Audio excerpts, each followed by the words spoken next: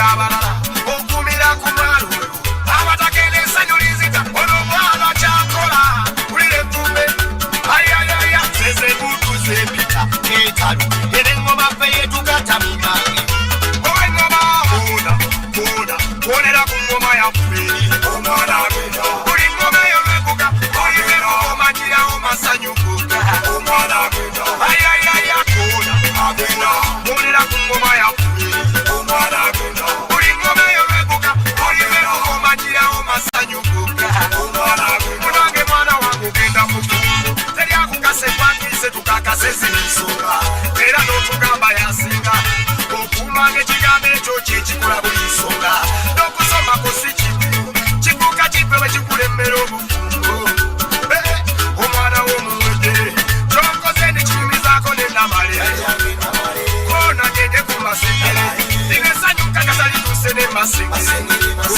manya obufumbo kirabo wuliranga ndyabo ndagala mundo zezengalo nawe ssebo nabusintalo lwe musanyuke nenumera kuna mujalaba koona bonera ku ngoma ya feri omwana bena buli ngoma yolwekuka olivero omanyira omasanyukuka omwana bena ayayaya koona abena bonera ku ngoma ya feri omwana bena buli ngoma yolwekuka olivero omanyira omasanyukuka omwana bena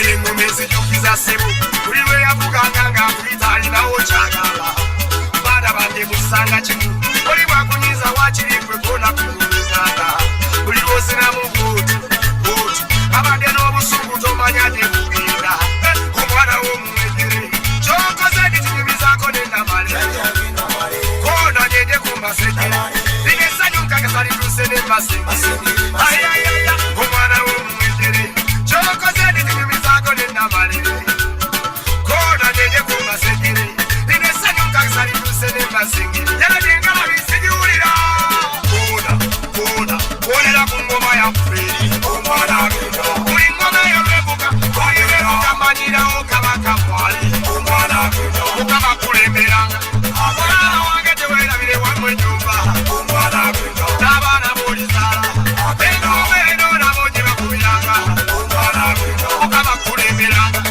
omwana wange tewerabiranga omutanda omwana bena n'abaana b'olizaala engoma eno nabo gye bakubiranga omwana bena abena omwana bena abena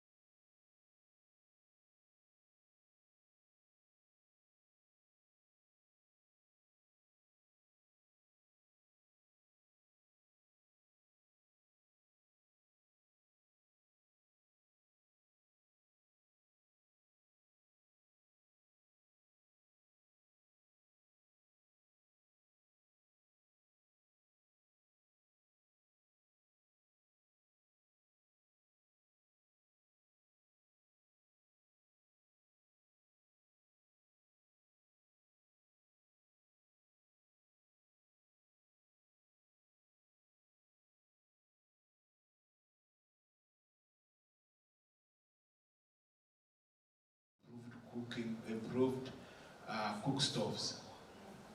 You get the money, then you use the money to manufacture the cook stoves. But in output-based, it's different. It's the other way around. First manufacture, and then you get funded based on how many you have manufactured. So that is the slight difference between our opinion, mine and yours. So that is what I was saying. And with that, we have seen that if, for example, you have Jeep, and you tell Jeep that you go manufacture cook stoves for Ugandans. Instead of giving Jeep maybe 1 billion to go and do the work, we say Jeep, first manufacture. That is that is another subject for another discussion. Definitely, okay. Definitely. So that is the difference. I hope it is now clear. Now the second one, how does the community come into play in this output-based financing? One, the community comes into play in a way of being actually the consumers of these products. I'm actually narrowing it down to maybe clean cooking technologies. In the output-based approach, the community members are actually the consumers of these cook stoves, for example. Okay? So the manufacturer, like Jeep manufacturers, now in output-based, the community members are the ones who will be using the what? The cook stoves after buying them. So that's one way. But also quickly, under the project, which is called the Electricity Access Scale-Up Project, we have this RPF program. And what is happening is, through the output-based mechanism, we are going to provide end-user subsidies to all Ugandans, provided they have a national ID. Now, they will buy these products at a subsidized price. Okay?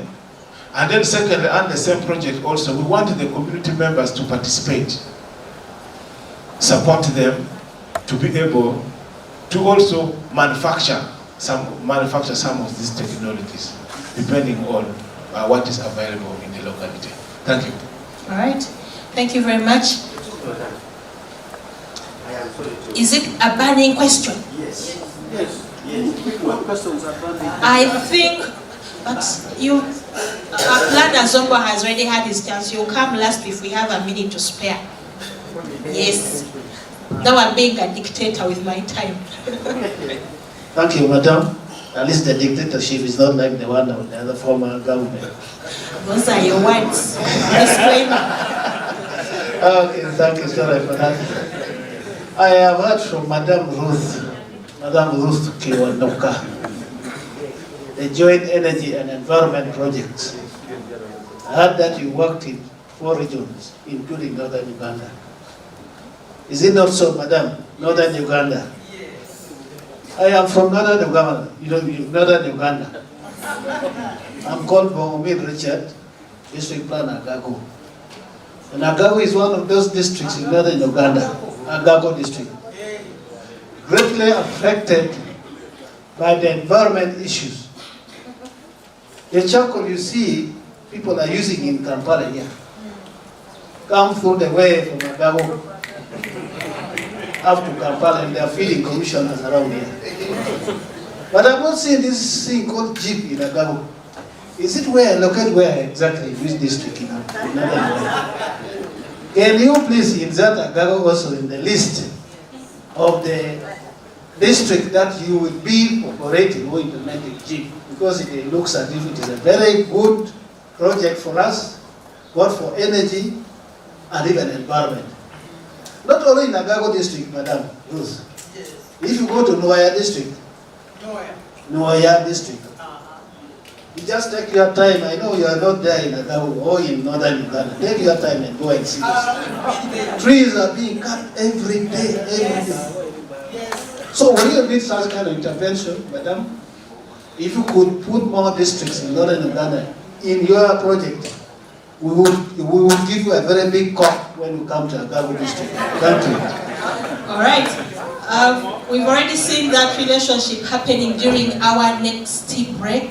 Mrs. Chwanka, please note Mr. Richard from Agago and have an in-depth discussion on how you reach Agago and Nyoya district. We'll be there, we shall see. Those are the people who, not you, Richard, but they are the leaders who forget all about the projects. But now we shall talk, as I said, the plan for the next 5 years. All right.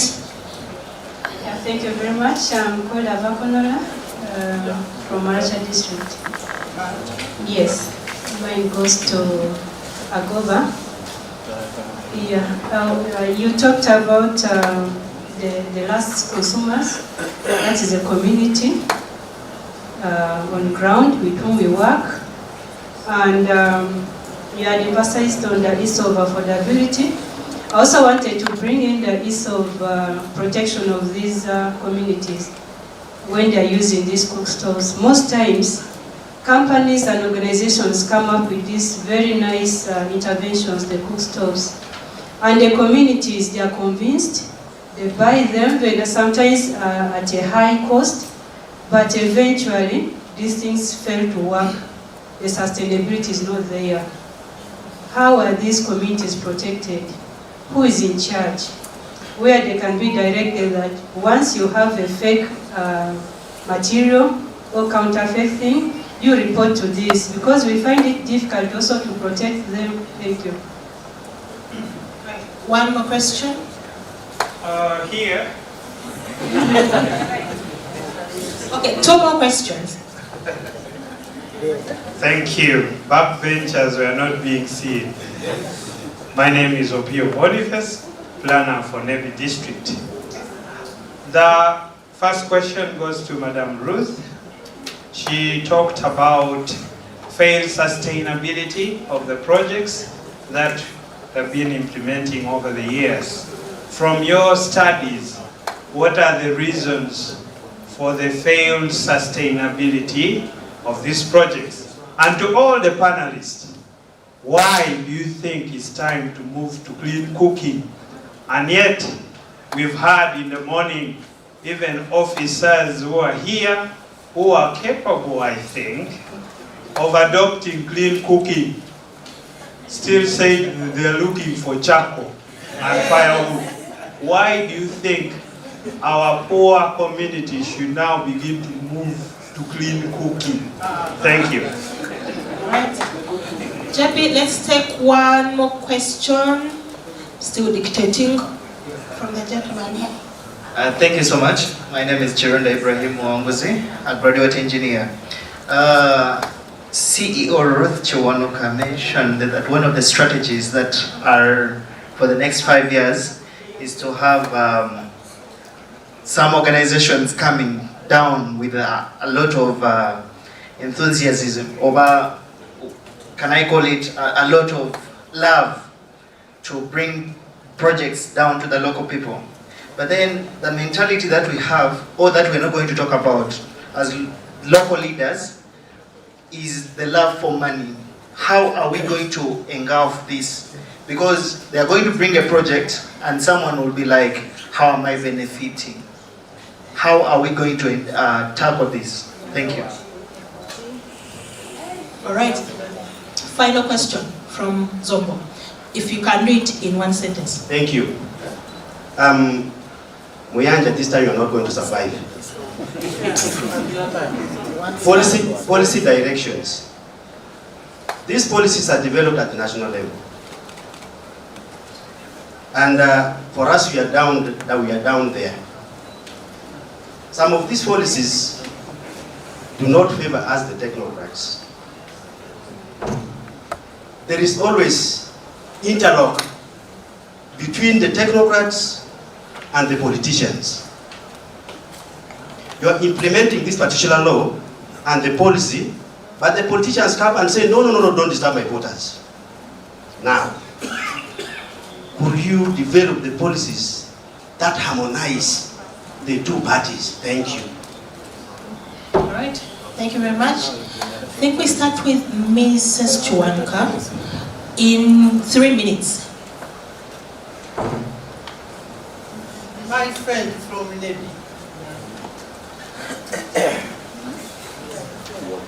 Mr. Opio, thank you very much. How are we going to solve the problems? Was that a question? Yes. I mentioned earlier that we need to work very, very closely. I want a word better than closely. I don't know whether it is there. Very, very closely with our local leaders. When the projects are powered into your districts, welcome them, work with the people who have come with the projects, support them, encourage them, and try to encourage the communities to take on the projects. Because, Mr. Nebi, because when we come as NGOs like GIB, we are only supplementing. Because when you go to Nebi district, they are very, very well-educated environmentalist, environment officer, natural resources, forest staff, fisheries, CDO, community development, district community development officer, and many others. And their work is within the district, in the communities where we are also coming. But when we come, then they fold their hands.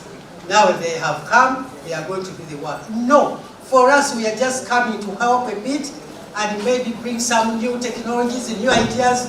Then you continue because it is already your work. So I'm emphasizing working together. And when we leave, continue with the projects. In fact, we are right now we are in Nebi, and I'm going to give you this. It's a report from Nebi, a wonderful one. You see, even what I've not mentioned, it is in here. All right. Yes. Then he was engineer. Engineer. Are you engineer? Ibrahim. Yes. Love for money. That is now killing everything. Everybody likes it. We struggle to look for money. In fact, NGOs, it is a very difficult area to work in. Unfortunately, we are named in non-government organizations, and that created a gap between government and NGOs. We should change that name. Yes, it confuses the government. Now those people have money. Those people, we don't have. It is so hard. We have to explain. We have to talk. I have the partners. They are a bit fed up with the way we talk. The community are so poor, transport, the roads are so bad, we need a car, so many things at all. Yeah. Now, we give you this, and you have to account for this. You are going to work with the district, which district in Navy, which is Soroti, which district in Nakasong, whatever. Yes, we give you money.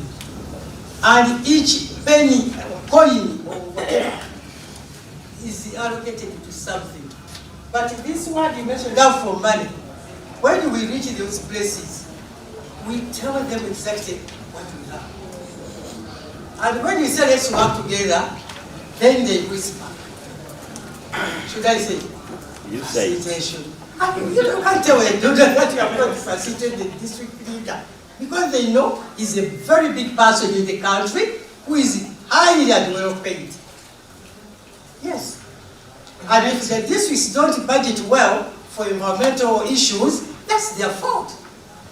One district sweared when Kasese, Sese Island, they said, oh, we have realized we have not always taken much care when we are budgeting for environment. But now we know it is so necessary. We are going to do it. Did it then? Maybe they didn't tell us the budget was increased, but they were saying, no money, no money. Then, what do we do? Love for money, I think we should really engineer. I think you should advise. What do we do with love for money? It is killing everything. And we are tired. All right. Thanks very much, Mrs. Chuanka. Food for thought as we go into our break tea. Later in the evening, what do we do with this? For me, I love money, so I don't think yes. I'm being honest. Someone told me I need to be more honest.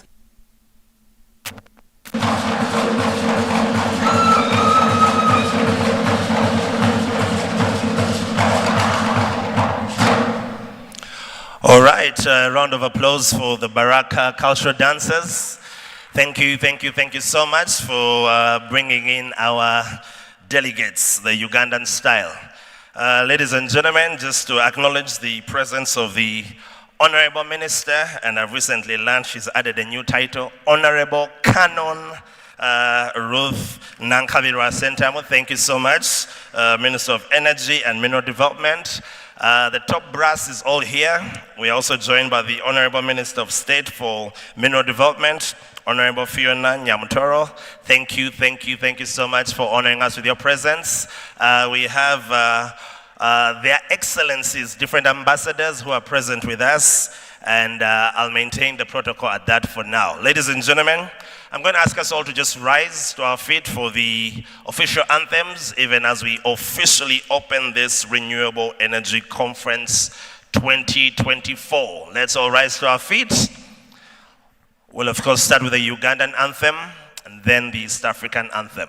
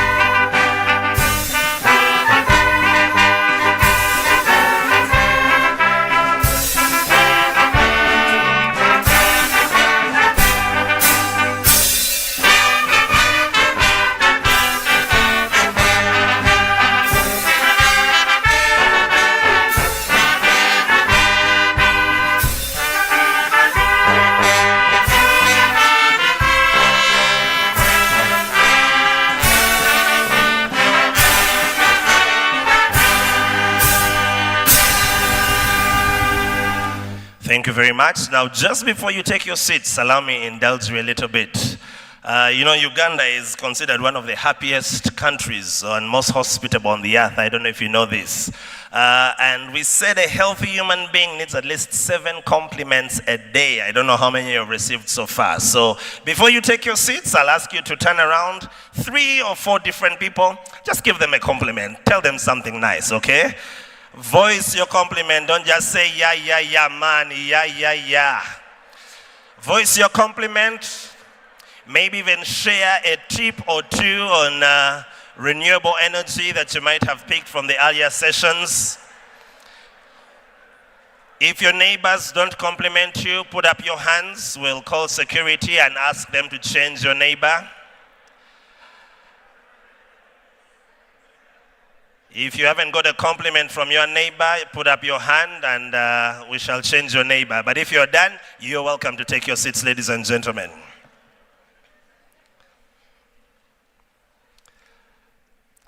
One more time, you're all very, very welcome. Our theme today is transforming livelihoods through clean energy access. And for the Honorable Ministers, we've had quite an interesting morning with different breakout sessions and lots of deliberations that have happened.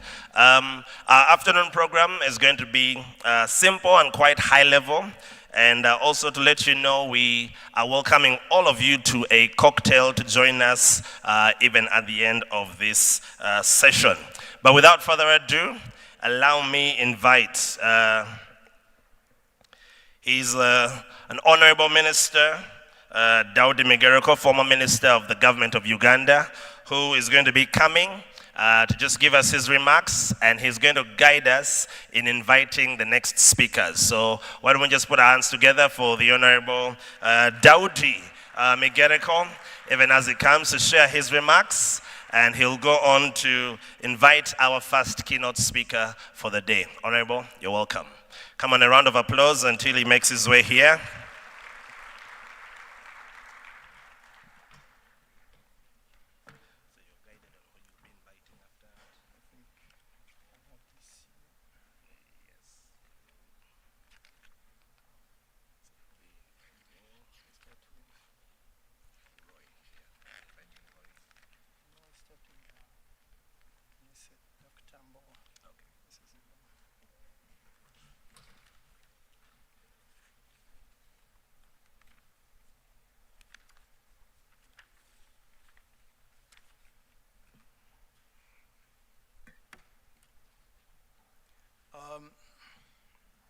Good afternoon, ladies and gentlemen.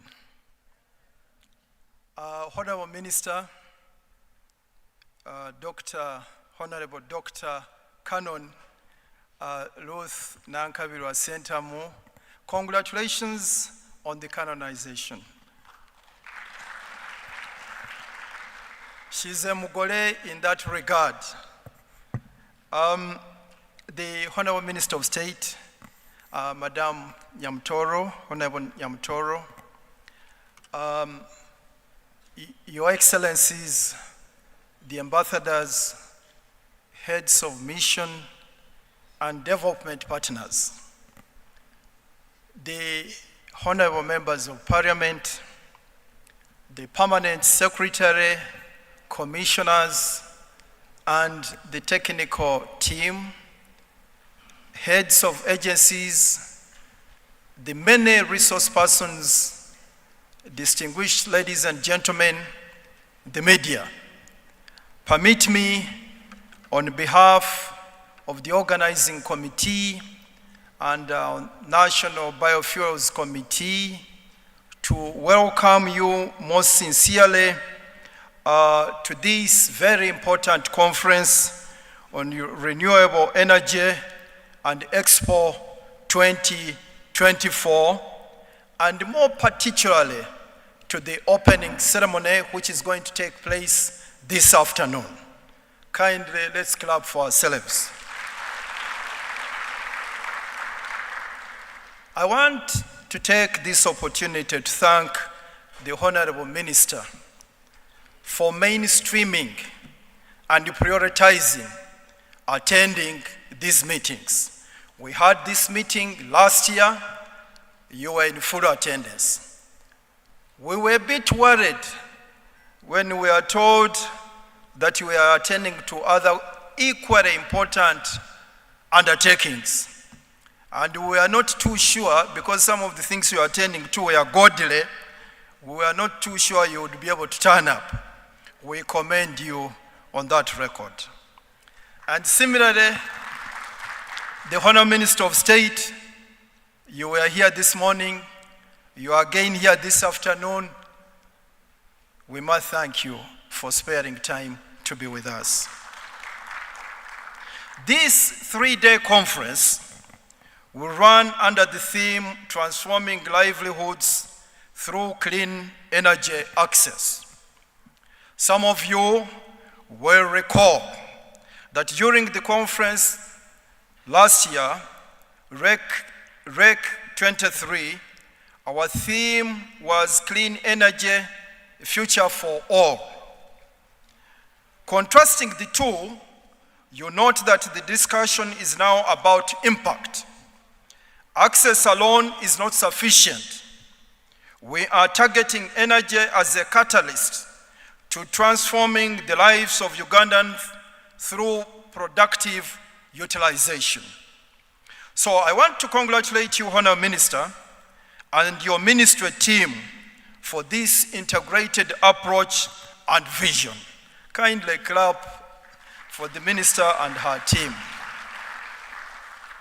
Honourable Minister, reflecting on the theme And as we heard from the ambassadors panel on energy transition, in order to achieve this transformative agenda, we need to pay special attention and focus on the abundant opportunities, but also address the barriers around tapping into these opportunities and how to overcome these barriers, albeit in a timely manner and with urgency. Honourable Minister, you and our committee on biofuels had agreed on the timeline of 1st July for takeoff of biofuel blending with petrol. There have been delays due to price, logistical, and infrastructural hurdles constraining the takeoff. This conference gives us an opportunity to agree with all key stakeholders on the practical solutions to pursue to realize takeoff of this program. Honourable Minister, I must apologize because I had given you a lot of assurances that come 1st July, we shall be there. When we got to engage the industry, the ethanol producers, the oil companies, I can see Mrs. Zimbawa smiling, the oil companies, and others, we started running into practical problems. But now with Mahathir around, with Total and the others around, and UNOC, I'm sure we are going to find a solution. And I believe before the end of the conference, the solution will have been agreed upon. Some of the challenges that we've been facing relate to scaling up financing and investment. Then to addressing the affordability challenge. We have products, we have technology, but the affordability is still a problem. The upfront cost barrier remains a major hindrance to achieving our access ambitions.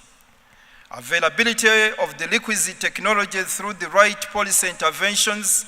Some of the technologies are easily available, although some, especially in the clean cooking space, like ethanol stoves, electric pressure cookers, etc., really need a further focus and consideration.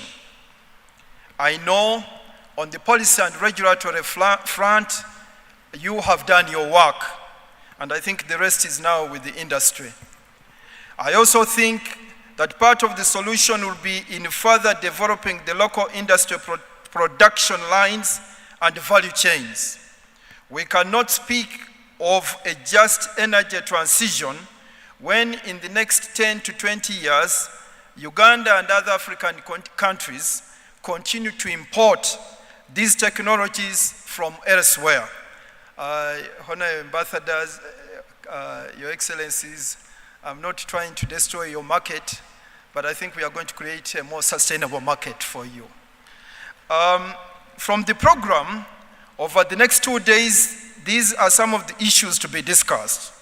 I also urge you not only to discuss from here, but also continue engaging each other and stakeholders to identify partnerships to pursue and implement some of the recommendations that we shall have agreed upon.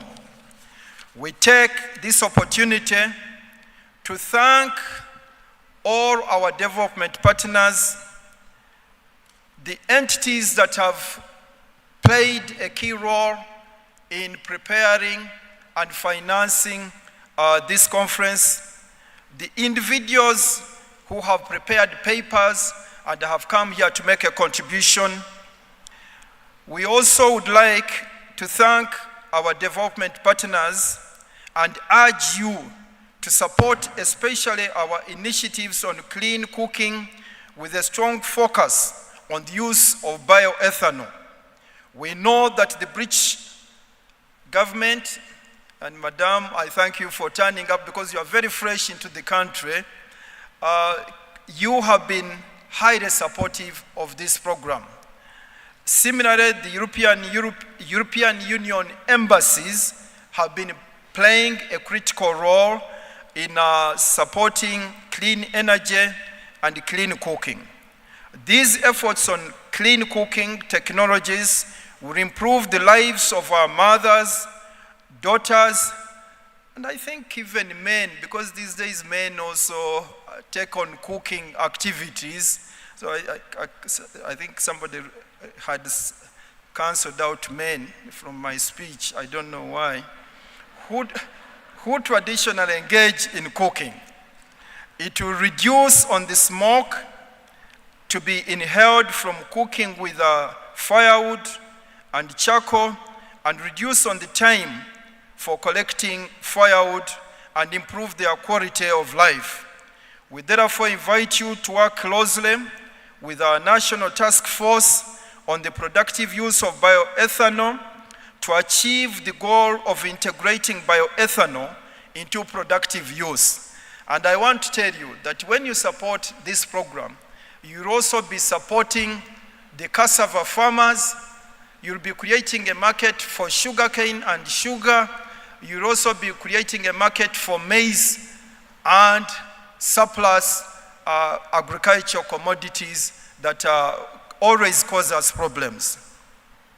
We have key development partners here, and they are going to be given an opportunity to address us before the Honorable Minister comes out to be invited by the Minister of State to open this particular conference. I now would like to take this opportunity to invite our first resource person, who is the Acting Managing Director of Total Energy, Mrs. Mariam Napera Mbowa, to come forward and address us. Thank you. Thank you. She is one of the key products of the NRM government in this sector. Thank you, please.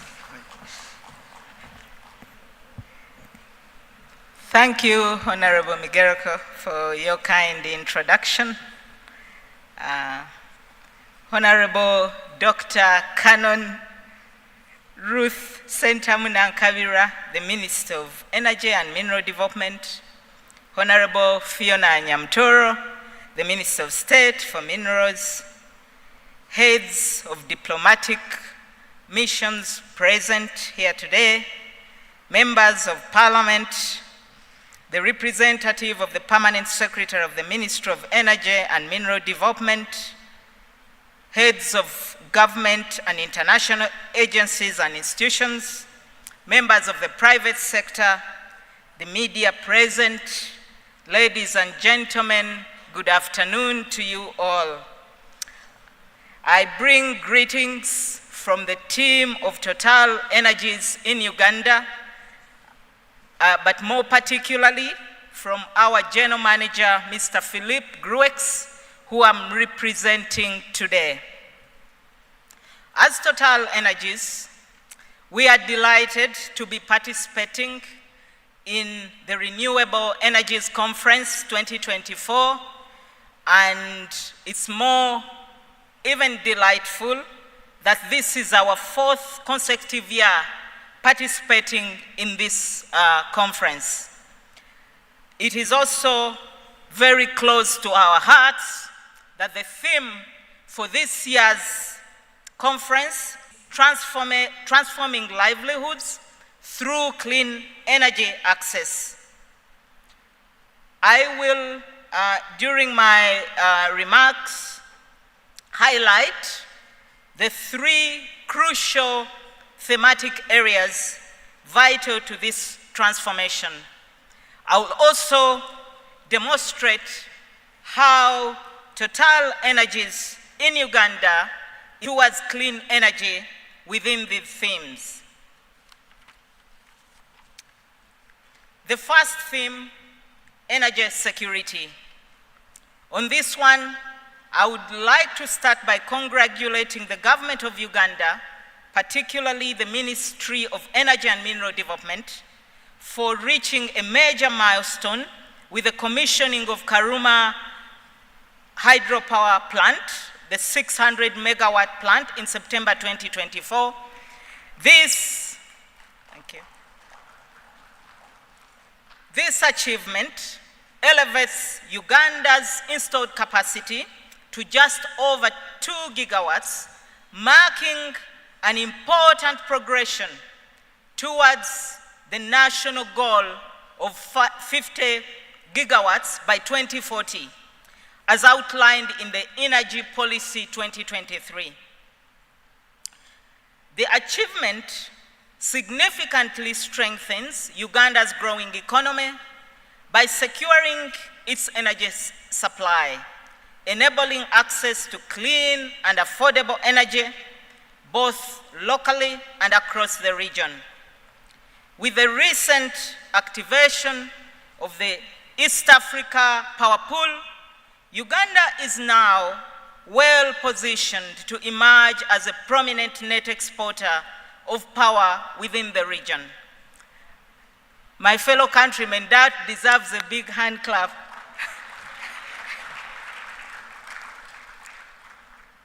Total Energies is therefore committed to supporting Uganda's energy security agenda, as demonstrated by the numerous renewable energy projects we are developing in Uganda. At the Renewable Energies Conference in 2022, alongside the Ministry of Energy and Mineral Development, we signed the solar project agreement to develop 20 megawatts solar PV sites across 6 locations in Uganda. That is Tororo, Iganga, Kapeka, Bukedea, Parisa, and Kumi. I'm pleased to report today that we have progressed 2 sites, one in Tororo and another one in Iganga, and which are now mature and have been submitted for permitting. We aim to achieve commercial operations for this pair of sites in the 4th quarter of 2026.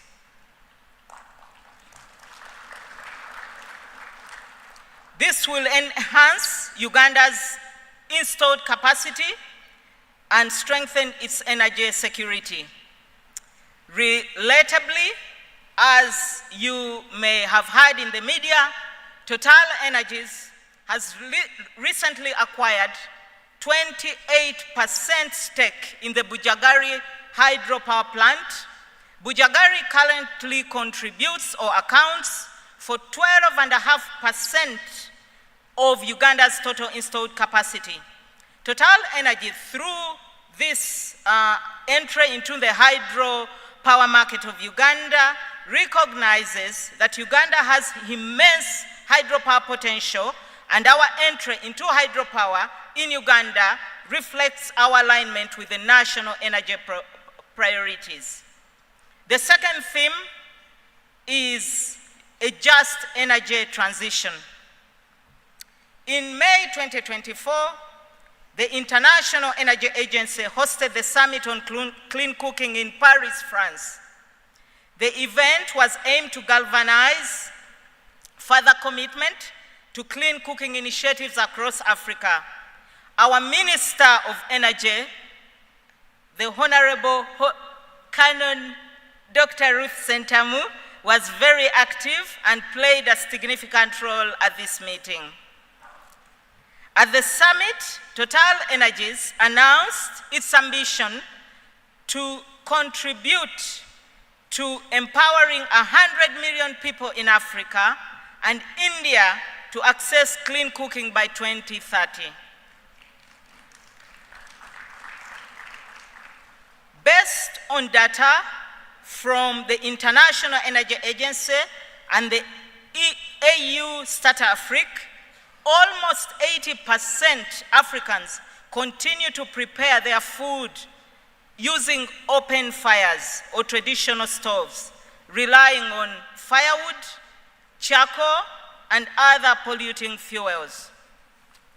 This situation negatively affects health, gender equality, and the environment, with women and children suffering the most. The scenario in Uganda mirrors this trend, with 89.7% of its population depending primarily on biomass, biofuels, and waste for energy. This information is detailed in the Uganda Energy Balance 2022 report, published by the Ministry of Energy and Mineral Development. Therefore, Total Energies, as a multi-energy supplier, acknowledges the importance of supporting energy users transition to cleaner fuels in order to facilitate this shift towards cleaner energy sources for cooking and heating. Total Energies, to this end, is constructing an 80 kilotons per year LPG plant within the Tilenga upstream project area.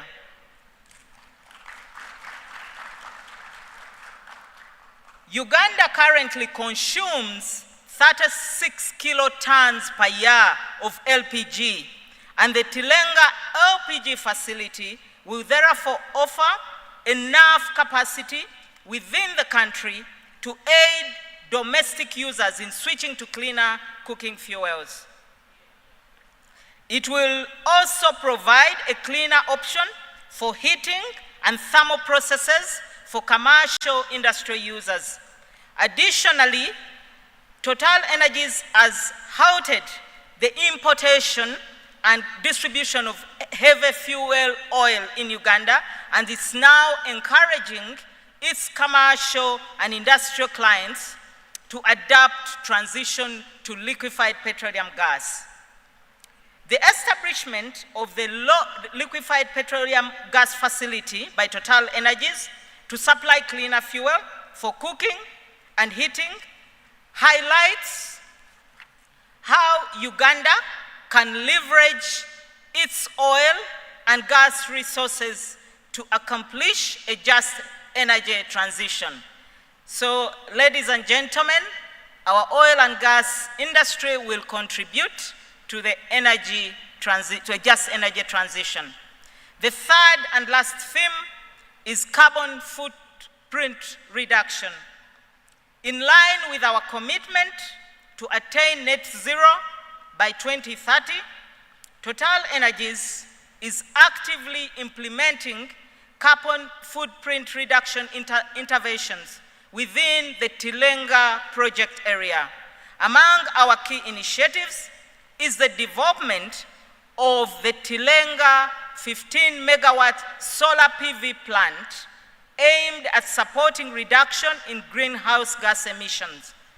This project is anticipated to be operational by the fourth quarter of 2025. We also continue to support the government of Uganda's initiatives to enhance air quality by promoting low carbon mobility fuels such as bioethanol and biodiesel in collaboration with the Ministry of Energy and Mineral Development and other key stakeholders. We are developing a pilot project to introduce biofuels in Uganda.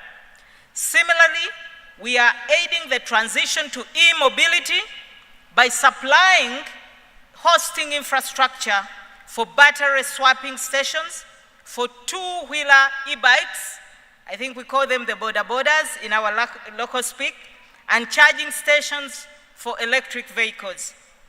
It's widely recognized that the two-stroke motorcycle engines heavily contribute to poor air quality in both urban and peri-urban areas. As Total Energies, we are dedicated to supporting this transition. Access to cleaner and affordable fuels will have a significant impact on the quality of life of Ugandans, including myself.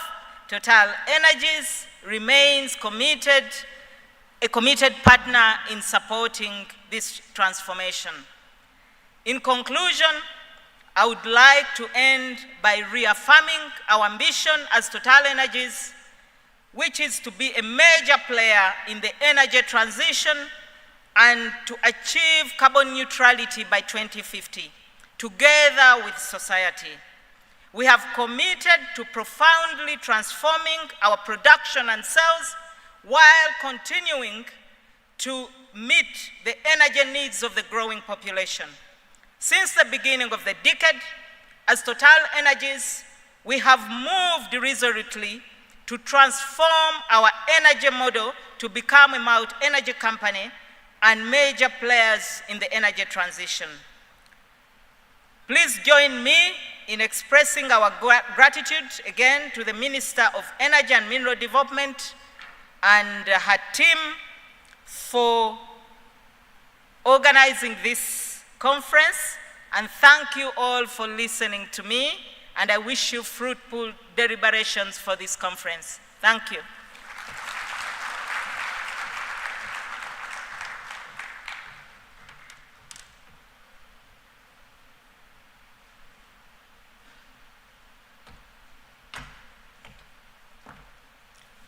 Kindly give another round of applause to Madame Nampera. I think you need to saturate, make sure that everybody has access to your speech, because many of us didn't know Total is doing so much to take advantage of the resources that Uganda has. I think you've come out very clear on that one, and we must applaud you, Total, and you in particular, for the partnership that you have taken on with the Uganda government and the people of Uganda. Thank you very much. Having heard from Total, it is now only fair that I call upon the Ambassador of France to Uganda, Mr. Zavar Stika, to come forward and address us, and I think lend backup to some of the statements that have been made by Total. Your Excellency, sir.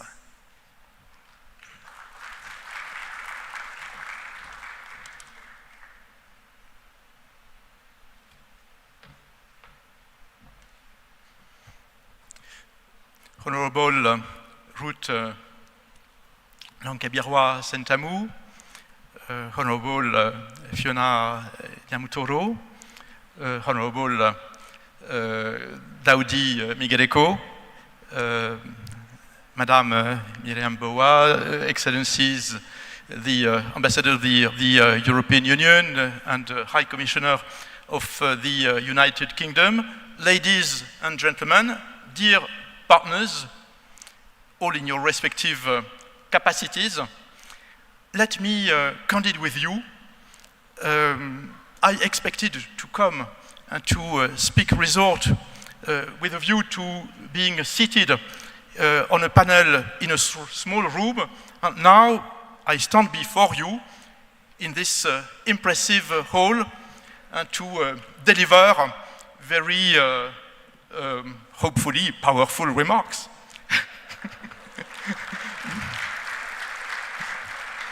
But on that basis, I will not rely on notes, but you can trust that you can even more believe that what I will be saying, because I will say it from the heart.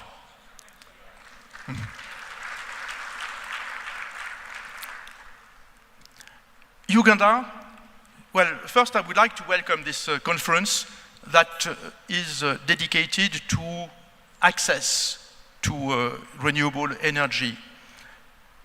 And this is very important to establish a connection between access to energy and the transformative impact of energy on the lives of Ugandans. I would like to highlight that so far, Uganda has made great strides in progressing towards the energy access for all Ugandans. 60% of the Ugandans have access to electricity today. 22% have access to the grid. 38% have an access that is off-grid. And it's important to ensure that those two ways of having access to energy can relate to each other and ultimately ensure that Uganda and the Ugandans can make progress, and that the country can progress in its goal of being more industrialized and of adding more value to its production, whatever that production is. There are still bottlenecks that we know in a number of areas because so far the electricity generation is consumed in Uganda to the extent of 900 million watt or megawatts, while the capacity of production is at 2 gigawatts. But your country is planning and will need to plan to make sure that this production, mostly renewable energy, when it comes to electricity production, is consumed, and the country has to prepare for the future, for when its needs will be more important. And I know of your goal to reach 52% of 52 gigawatt by 2040 in accordance to your goals. In that journey, I'm pleased that we are partners. Honorable Daoudi Migueleko, you mentioned the Partners for Development. Let me correct that, because I view my country as a partner for investment in Uganda and for investment in the future of Uganda. How do we do that? What are the prospects that lie ahead between Uganda and France when it comes to supporting you in your goals?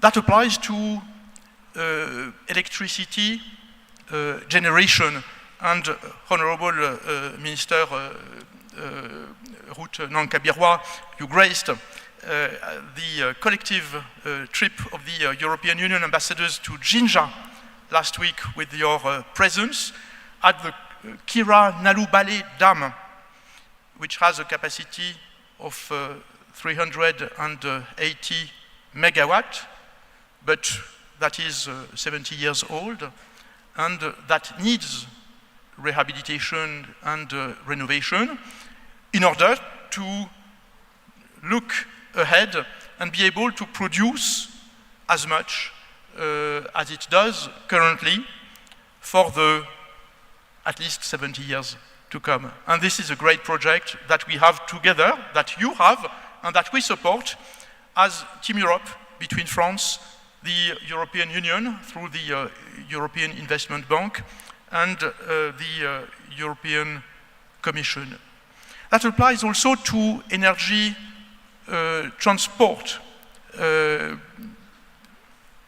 And again, Team Europe is there in a different form. France and Germany, AFD, the French Development Agency, and Germany through KfW, for the high voltage line between Masaka and Marara, and that's an investment of 60 million euros in order to ensure that the country is better connected and that ultimately it reaches one of its goals, which is also to be connected to the wider region in order to export its current extra capacity and to provide also more stability to its own network. Energy distribution, and let me also stop on that, because this conference, after all, is to energy access, and it's important to keep in mind the last mile, how to access to the Ugandans in wherever they are. And in that regard, we have another investment in rural electrification that is between the French Development Agency, 42 million euros, plus 8 million grant from the European Union for rural electrification in Uganda to enable 200,000 Ugandans, among the less privileged, to have access to electricity. But it's also about our partnership on energy is also about policy and about how to adapt to the challenges of climate change. And that's an area where the French Development Agency is prepared and is already studying ways to partner with you in order to ensure that policies are adapted to the challenges of climate change. Now, as we look ahead, because I'm mentioning what we are working on currently, let me outline what we plan. Uganda has that ambitious goal in terms of electricity production. And France is a country that has 56 nuclear reactors, providing 70% of its electricity mix. I'm pleased that a delegation from your ministry, Honorable Minister, will be in Paris shortly this month, and I will have occasion to meet and interact with the French Atomic Energy Commission. This is a long journey that will take time, and it's very important and to focus. And I know that a delegation of the International Atomic Energy Commission or agency visited Uganda in May this year. So it's important as partners and to stay alongside you on security, safety, regulatory framework for ultimately atomic energy production. This is also on a partnership that applies to the dams. I mentioned the plan on the Kira-Nalubale dam that we visited together and that you visited with us last week. But EDF, the French company, which is the second biggest electricity production company worldwide, was here earlier this week as part of a delegation of French investors, and they are prepared to come to Uganda to provide their expertise when it comes to the management of dams, and other French companies are prepared to contribute to energy and electricity generation. This is just an example of the areas where we partner, where we stand ready to partner in future. But before getting to the end of my remarks, let me also highlight some early deliverables. What do we aim at for next year, for 2025? First, the Kira-Nalubale Dam. Well, this is a project on which we are already working with a 75 million euro loan by France and the equivalent by the European Union in support of the Uganda Energy Generation Company, a great partner and a very efficient partner whom we value. So by next year, we'll make progress on that project. But that's also on rural electrification. Second, we plan to have, and we are already conducting feasibility studies for a second phase of the 51 million euro project that I was mentioning, and I hope that it will come to fruition next year to have another part of Uganda and of Uganda's network with rural electrification. Third, next year will be, in March next year will be the end of UMEME's concession. And the French Development Agency is already working with the Uganda Electricity Distribution Company to ensure a smooth transition, to ensure also that the digitalization of the processes will enable Uganda to make an even more effective use of its current network. On this note, Honorable Minister, Minister of State, Excellencies, ladies and gentlemen, let me again revert to my remark earlier. We are very pleased that to partner as France with Uganda. The French Development Agency is the main instrument for that cooperation. Its portfolio in Uganda is probably in the range of 250 million euros of commitments. And that's part of a very strong emphasis worldwide on energy access, renewable energy access, with a portfolio last year of commitments that was between 2 and 3 billion euros, of which Africa represents probably 20% of that amount, but that is growing and rising. We hope and stand prepared to do more beside your country, and it is as investors and as believers in a promising future for Uganda and for the Ugandans that we embark on that journey. Thank you very much.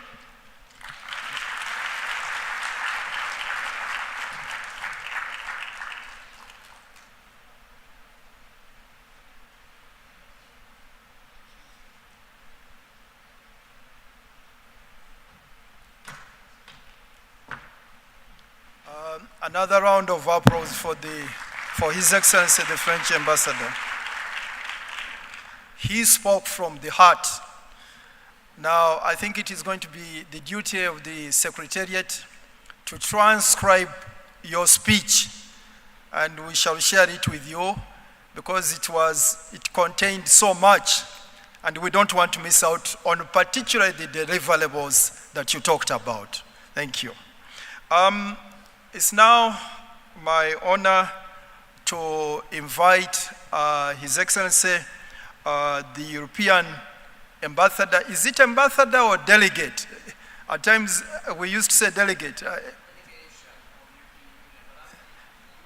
The EU ambassador to Uganda, His Excellency Jan Sadek, kindly come forward. He led a very strong team of ambassadors of European Union to Uganda to visit the Eastern Uganda, something I had never seen. Kindly. Thanks a lot, Honorable Master of Ceremonies, if I may say so. Ladies and gentlemen, let me just first express my great admiration for my colleague, the French ambassador, who can hold that kind of speech in his brain and his heart. I find it quite incredible. I find it quite incredible, full of admiration. These are complex matters. As for myself, I have a paper, but I can tell you what I'm saying. It's nevertheless genuine. Let me first start by addressing and appreciate the presence here of the Honorable Minister, Ruth Nankibirwa Sentamu. It's always a pleasure to be with you, Minister, with the State Minister Fiona Nyamotoro as well, and my colleagues, the French Ambassador, the UK High Commissioner, many other dignitaries like the PS and the former Minister, Mr. Daudi Migereko, who is also our Master of Ceremonies. Really a pleasure to be, and as you said, Honorable Daudi, we went to Jinja last week, and it was really a pleasure to be joined there at the Chiranalubale hydropower plant by the minister herself, who took her time to join us, all the EU member state ambassadors and myself, to have a real discussion about our financing plans for the rehabilitation of that dam. So I think it's also not a coincidence. I would want to believe that it's not a coincidence that I stand here before you, because then I can also reaffirm that commitment from the side of the European Union and Team Europe to support Uganda's transition to a just and clean energy future. Thank you. And let me tell you that the EU's support for the energy sector in general is guided by what we call the Global Gateway strategy. It's really an investment framework. It's the European Union's offer to African countries in strategic sectors such as energy, transport infrastructure, and digitalization. Global Gateway is really our strategy to build resilient connections with our partner countries, and in doing this we prioritize sustainable development, quality jobs, tangible benefits for communities, and we stimulate private sector investments while promoting high environmental and social standards, as well as avoiding the pitfalls of debt traps. And debt traps, I think, is something important to address, and we want to ensure to avoid this by offering solid financial solutions, notably through the mobilization of EU grants in so-called blended finance with loans, and by stimulating private sector investment, for example, through guarantees. One of the priority sectors for Global Gateway is clean energy. With 150 billion euros in investments as an announced target for sub-Saharan Africa between 2021 and 2027, I believe that the Global Gateway could be a game changer to bridge Uganda's infrastructure gap. In fact, the Uganda-EU partnership is already benefiting from this initiative with a substantial envelope in the energy sector, and let me also come back to that later in my remarks. If I may give some humble advice as how we could unlock the full potential of the Global Gateway investment package here in Uganda, let me point to 3 key areas. One would be to prepare a ready-to-invest, strong and credible project pipeline. EU grants are time-bound, and our regional blending facility works on a first-come, first-served basis. So there's a little bit of competition in this, I think. We have to unleash the private sector potential, because the estimated $6 billion infrastructure gap here to reach universal clean energy access by 2030 cannot, I think, be bridged only through public investment and the support of development partners. So it will require attracting private sector investments through, among others, refining energy policies and regulatory frameworks that stimulate and promote these investments. I think that guarantees from the European Union can also help to mobilize private sector investments by de-risking these investments from the financial side. Finally, I would advise to develop a skilled workforce, because investing in Uganda's human capital is an essential factor when it comes to driving Uganda's energy transition. By developing a skilled workforce and adopting state-of-the-art technologies, Uganda can ensure a sustainable energy future. I think we could see that also at the dam, the importance of a really skilled workforce, all those people working there knowing what they were doing. So by prioritizing these 3 work streams, I believe that Uganda can maximize its benefits from global initiatives like the Global Gateway to reach its goal of universal clean energy access by 2030. Honourable Ministers and ladies and gentlemen, if I look back a bit, the EU has dedicated significant funds to support a just energy transition here in Uganda. Uganda has been a key beneficiary of this support, and let me highlight 3 areas where we have been working. The first one would be the electrification of rural communities, which the French ambassador also mentioned. This is something that we did with the French Development Agency, but also the German corporation, GIZ and KfW. We have boosted the last mile connectivity, connecting households, schools and businesses in peri-urban and rural areas, including for decentralized access to electricity. Where GIZ actually has pioneered the use of mini-grids in remote areas where grid extension is not feasible in the near future. Another area that we have been working is access to affordable clean energy. One of the flagship programs we have supported, Get Fit Uganda, has increased electricity production by 20% and reduced dependency on fossil fuels. This has been a game changer for Uganda's energy sector, promoting a cleaner and more sustainable energy mix and unleashing private sector potential. Get Fit was led by German KfW and benefited also from support from the European Union, Germany, the UK and Norway. As was also mentioned by Honourable Daoudi, we have also supported clean cooking.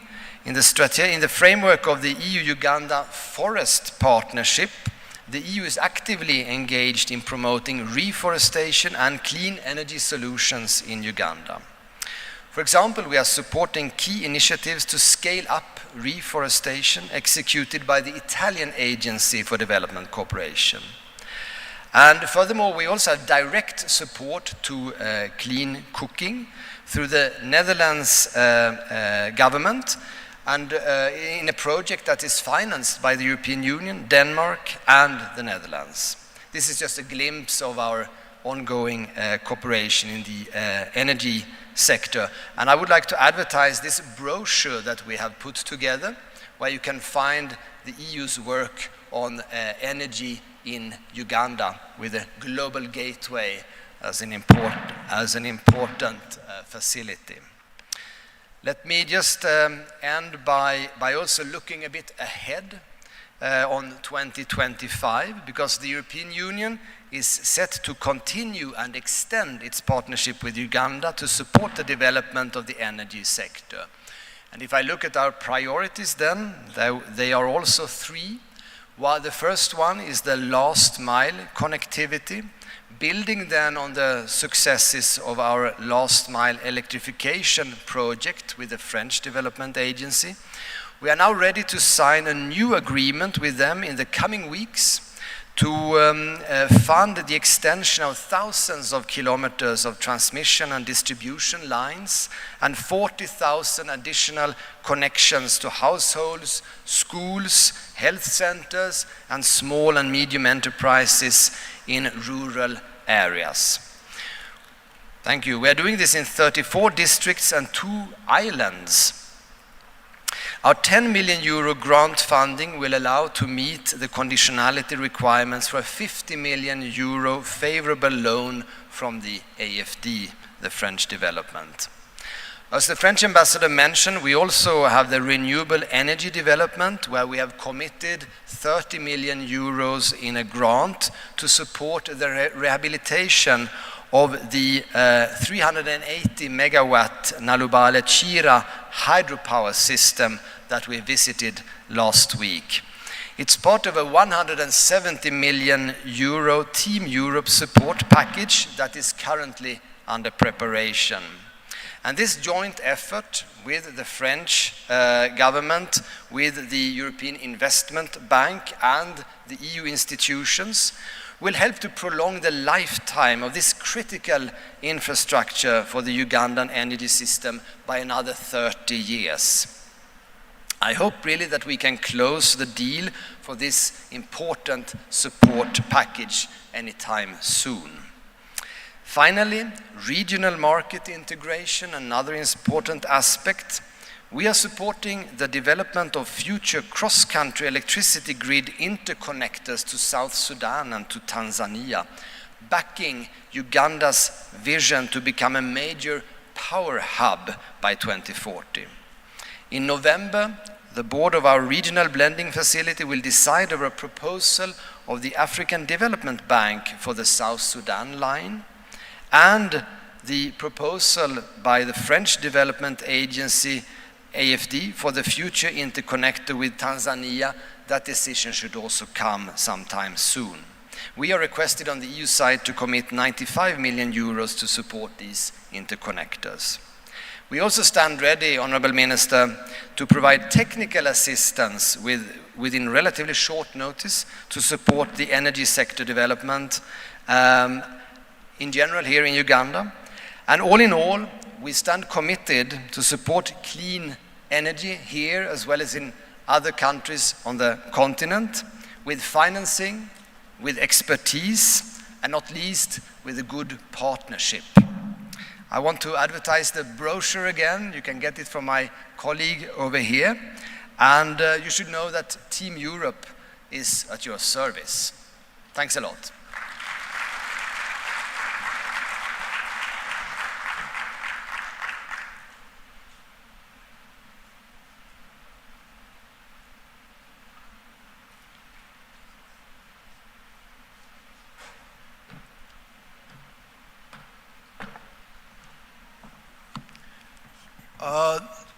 Another round of applause for the head of European delegation.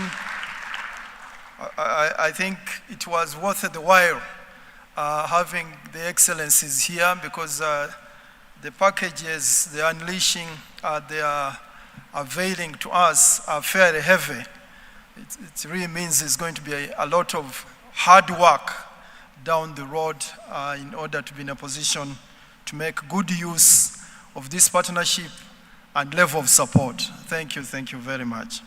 Can I now take the opportunity to invite Her Excellency, the British High Commissioner to Uganda, Your Excellency Lisa Chesney.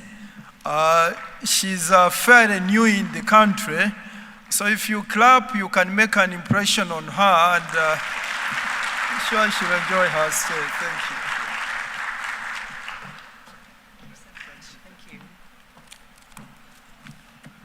Thank you. Let me also start by saying I was in awe of my French colleague speaking without notes. I think my team would be really worried right now if I spoke without notes just 3 weeks in.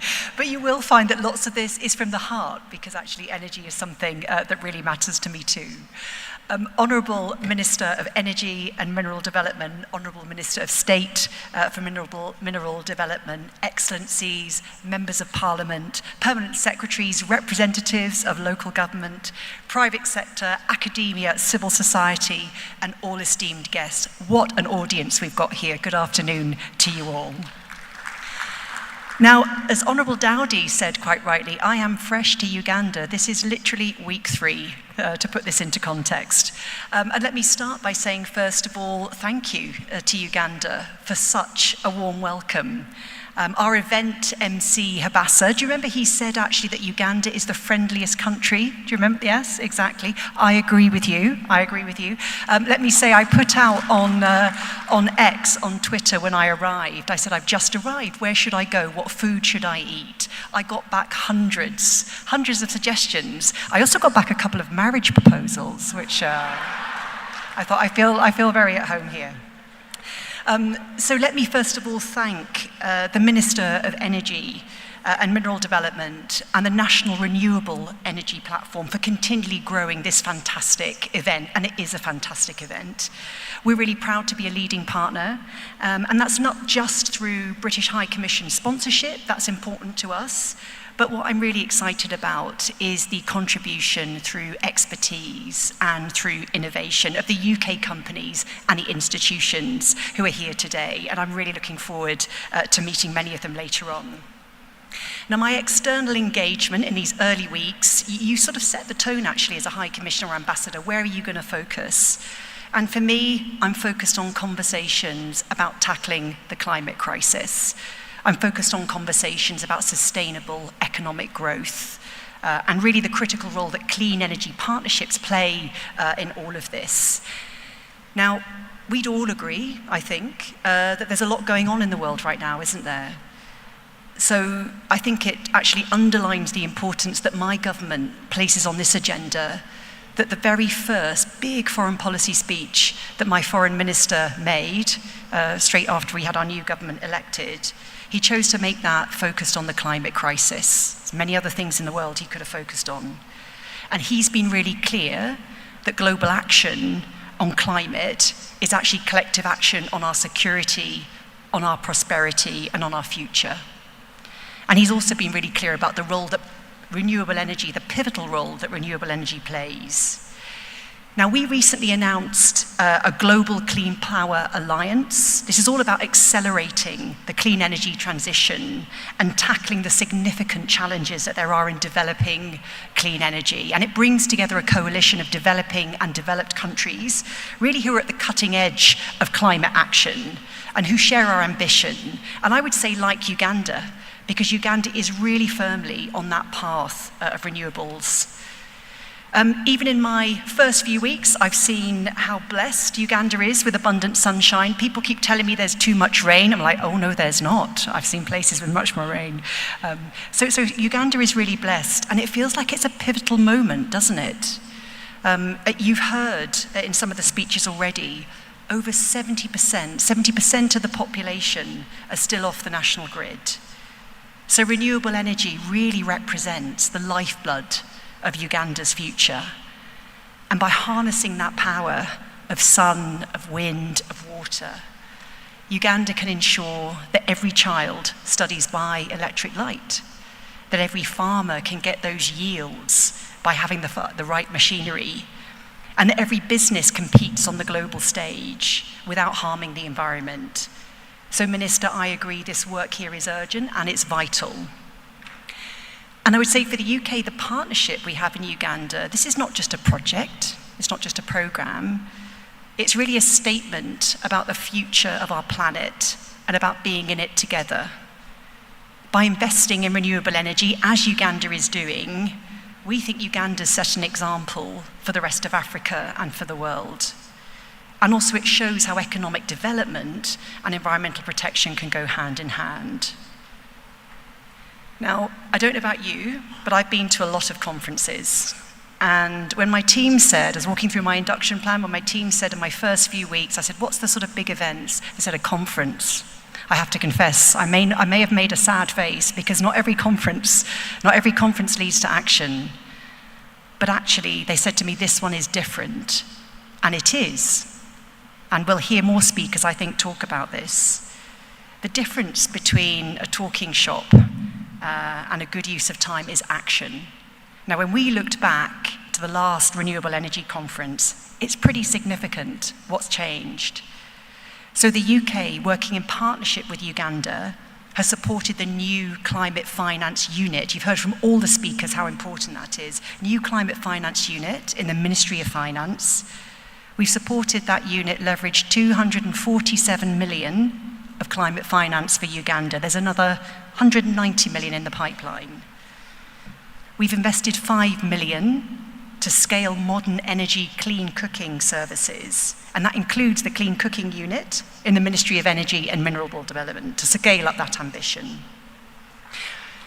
We've invested 19 million to improve energy access in the northwest of Uganda through the Atuka 10 megawatt solar project. So this conference, with this mix of stakeholders, can make things happen.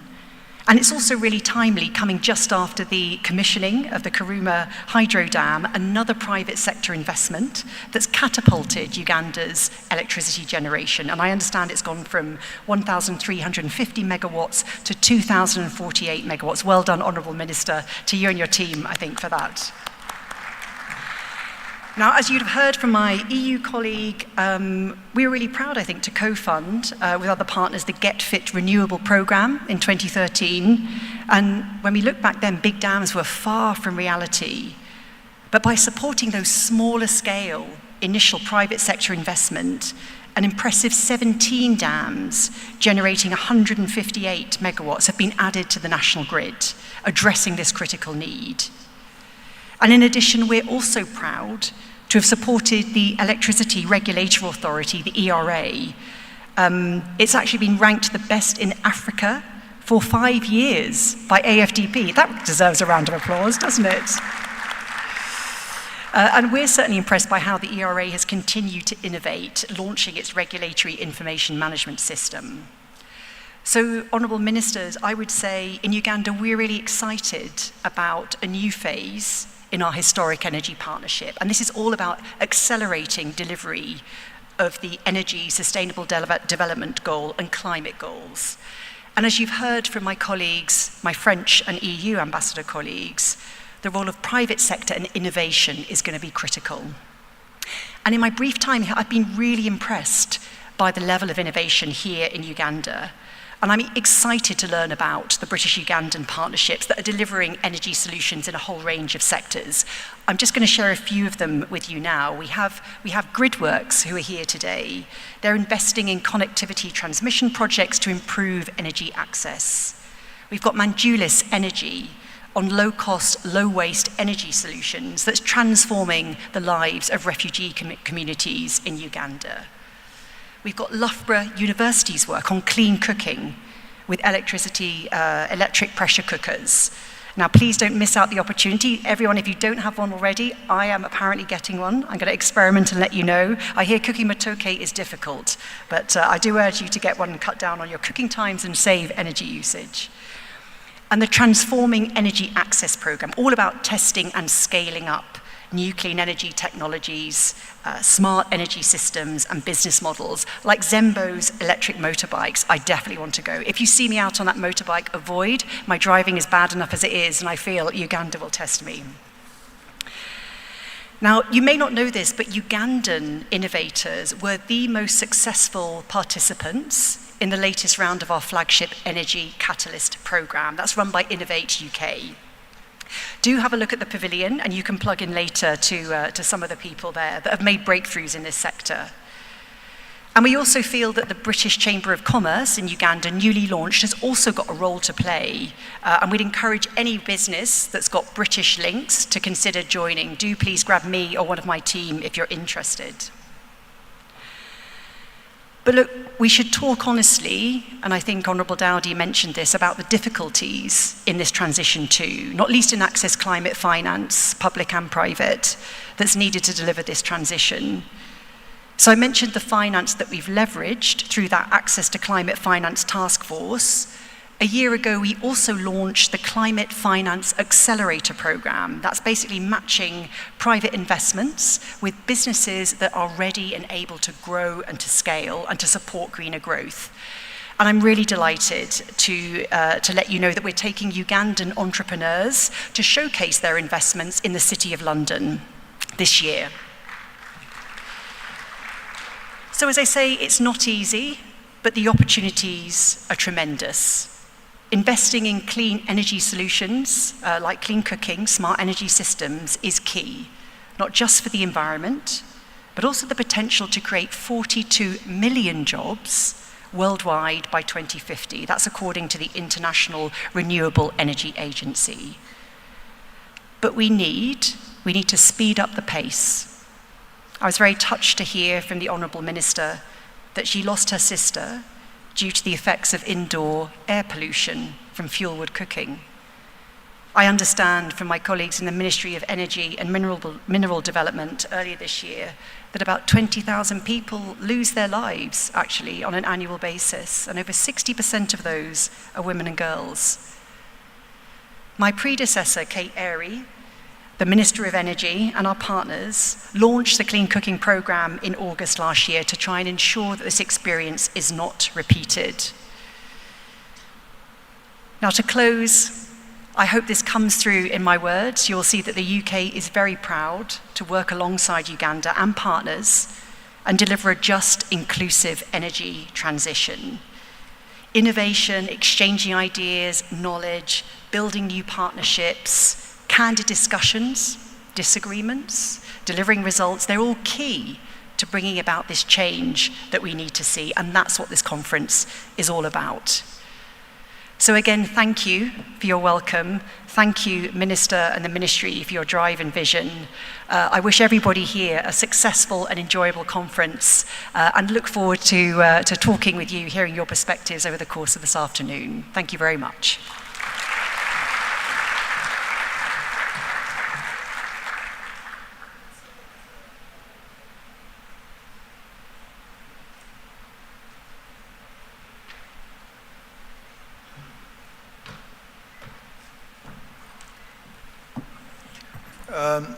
Another round of applause.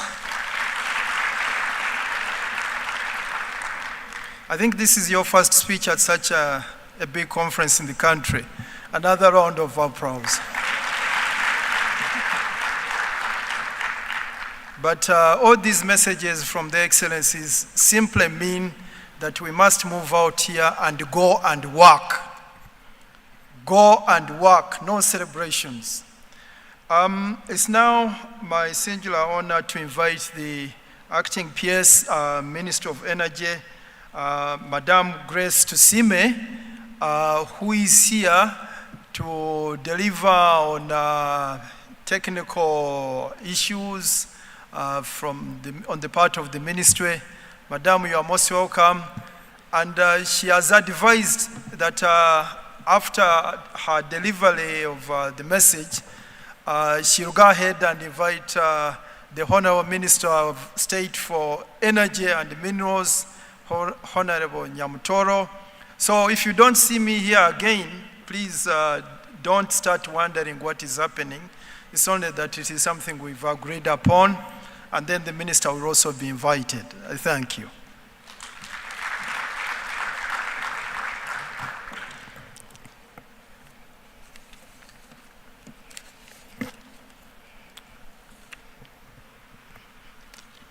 Honorable Minister of Energy and Mineral Development, Honorable Dr.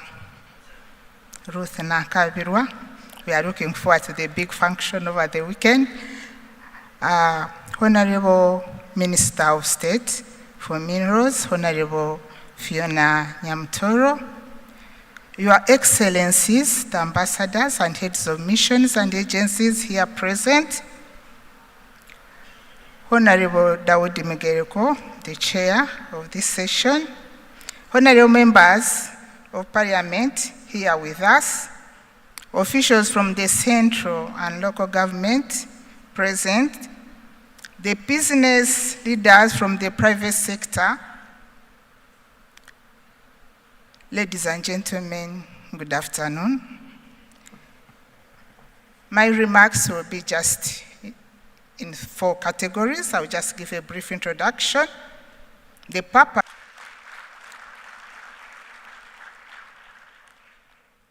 I wish now to perform the last role. I want to take this opportunity to invite Honorable Fiona Nyamutoro, the Honorable Minister of State for Minerals, to come forward and address you. Let's please join me to welcome Honorable Fiona Nyamutoro, Minister of State for Minerals, to the podium. I welcome you, Honorable.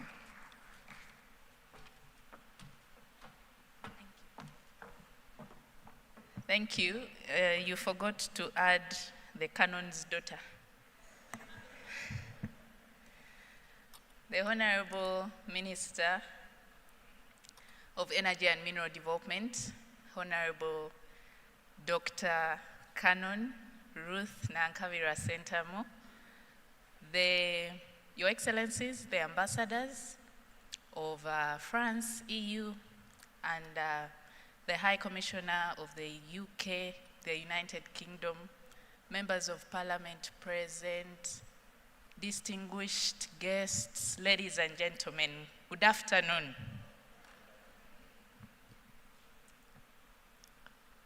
Ideally, I shouldn't be speaking today because the Honorable Minister will avail us with all the essential information that we need.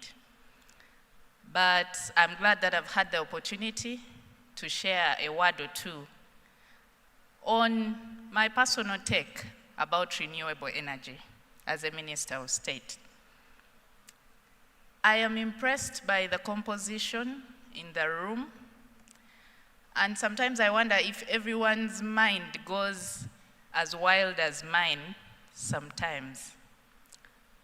Whenever I am looking at an aspect of renewable energy, I ask myself, it's very unfortunate that life cannot be renewed. But we are well aware that livelihoods can be transformed and sustained. And that is the goal that we are all driving at. Now, over time, I ask myself, the sun, the water, the wind, all these natural resources have to live longer than all of us, have lived way before we imagined that we'd exist. And we have to ensure that they continue serving those that will come after us. I'm trying to put it in the simplest terms possible so that even the youngest person in the room can understand where we are coming from. That intermix is what we are battling with as a generation.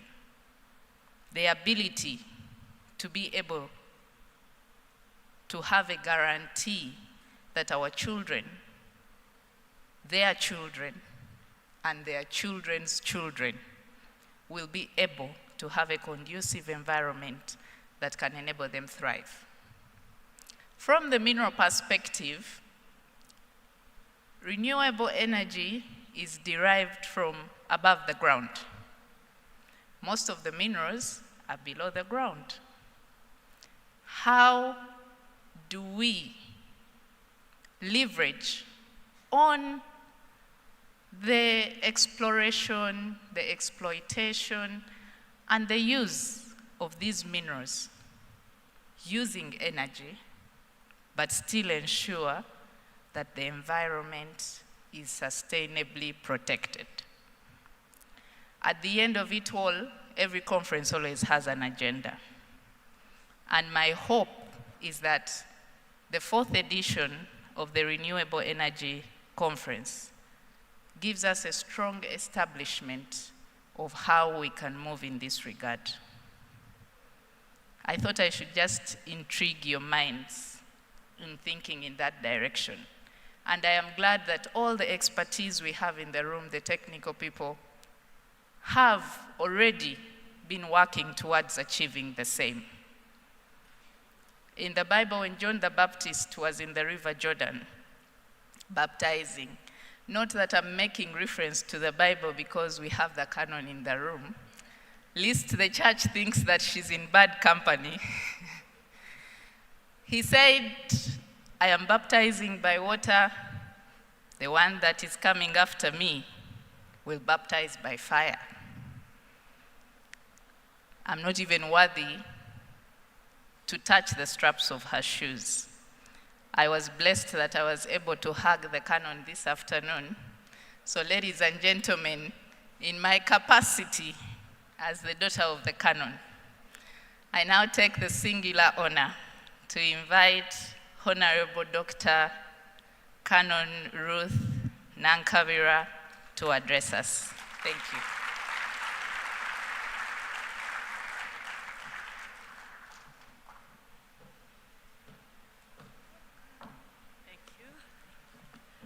Thank you very much, my daughter, Honorable Fiona, Your Excellencies, the ambassadors and high commissioners in the room, my colleagues, ministers, and members of parliament present, our good chair and colleague, Honorable Daudi Migereko, the heads and executives from different organizations, both government and non-government organizations, our religious and cultural leaders present, our colleagues from the Fourth Estate who enjoy covering our activities, and I am happy for the work that you are doing. Special delegates from outside Uganda, ladies and gentlemen, praise the Lord from whom all blessings flow. Say amen. I have been undergoing very serious spiritual reorientation for 4 days in preparation for yet another call where I will be serving the Lord as a lay canon of Church of Uganda. And I am addressing you now as a canon designate, not yet a canon, but canon designate. And I will be installed tomorrow at All Saints Cathedral, Nakasero. And I will be sitting at that cathedral for Kampala Diocese. And therefore, be prepared for the new evangelism, the clean energy evangelism. I'm just warning you. And I'll take you from the book of Genesis, when God was creating the world. He finally created day and night. And he said, let there be light. And there was light to separate day and night. That light came from a clean source.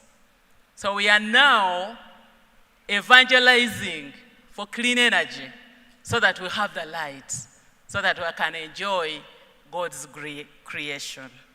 So be prepared for the clean energy evangelism from Canon Dr. Ruth Nankabirwa Sentamu. Amen.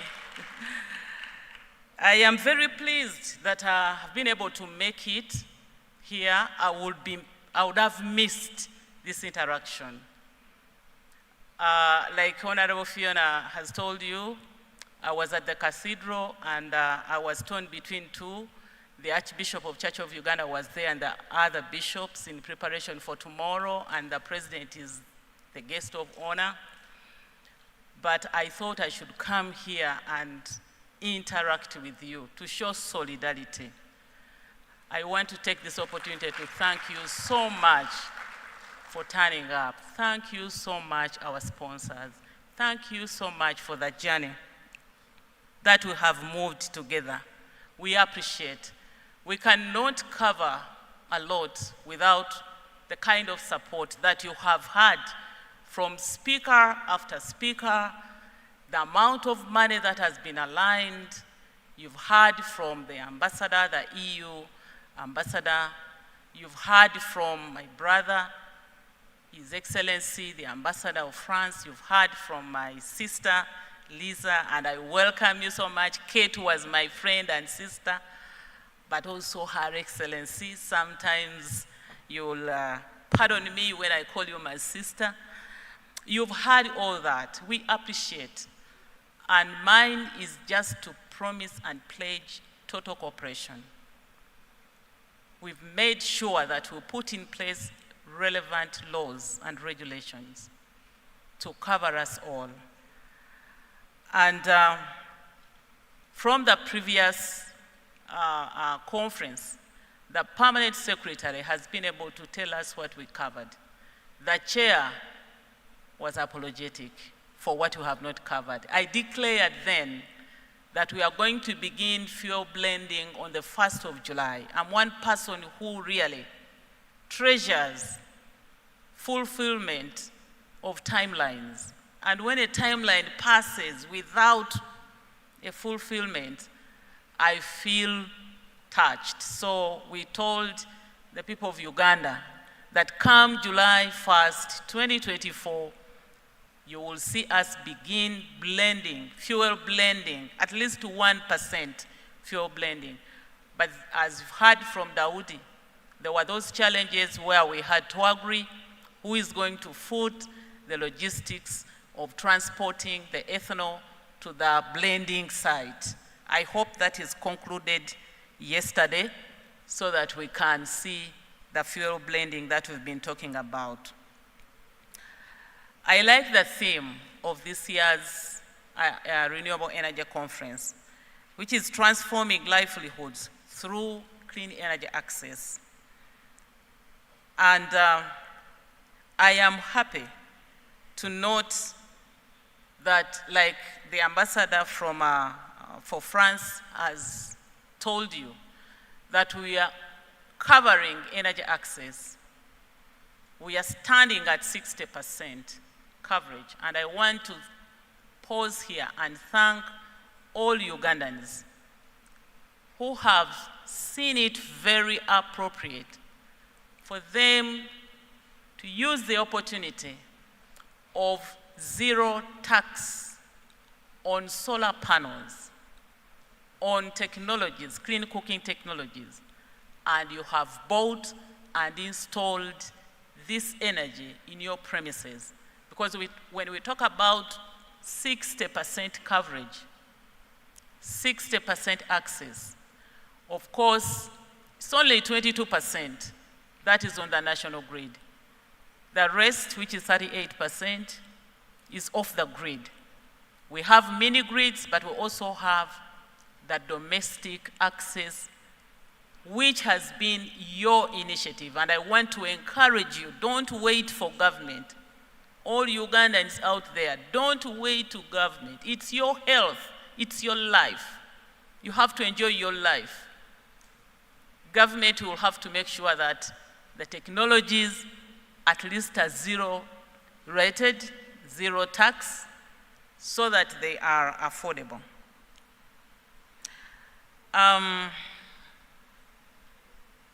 As the Permanent Secretary has highlighted in her remarks, a lot has happened in this sector and in the past 1 year since we convened. We have made strides, and there is still much work to be done. I am happy to get this opportunity to inform you that as we move towards reduction of emissions, Uganda has put in place various arrangements, one of which I would like to announce. That is the signature we appended on the 18th of this month on a Friday with one company called Global Gases Group, a group which is going to construct an LPG gas cylinder manufacturing plant in Uganda. Government has already allocated land, 10 acres, to Global Gases Group. And we have already signed a purchase and supply agreement between the government, represented by the Minister of Energy and Mineral Development, with Global Gases Group, where we expect them to produce 500,000 gas cylinders of LPG, which will have the necessary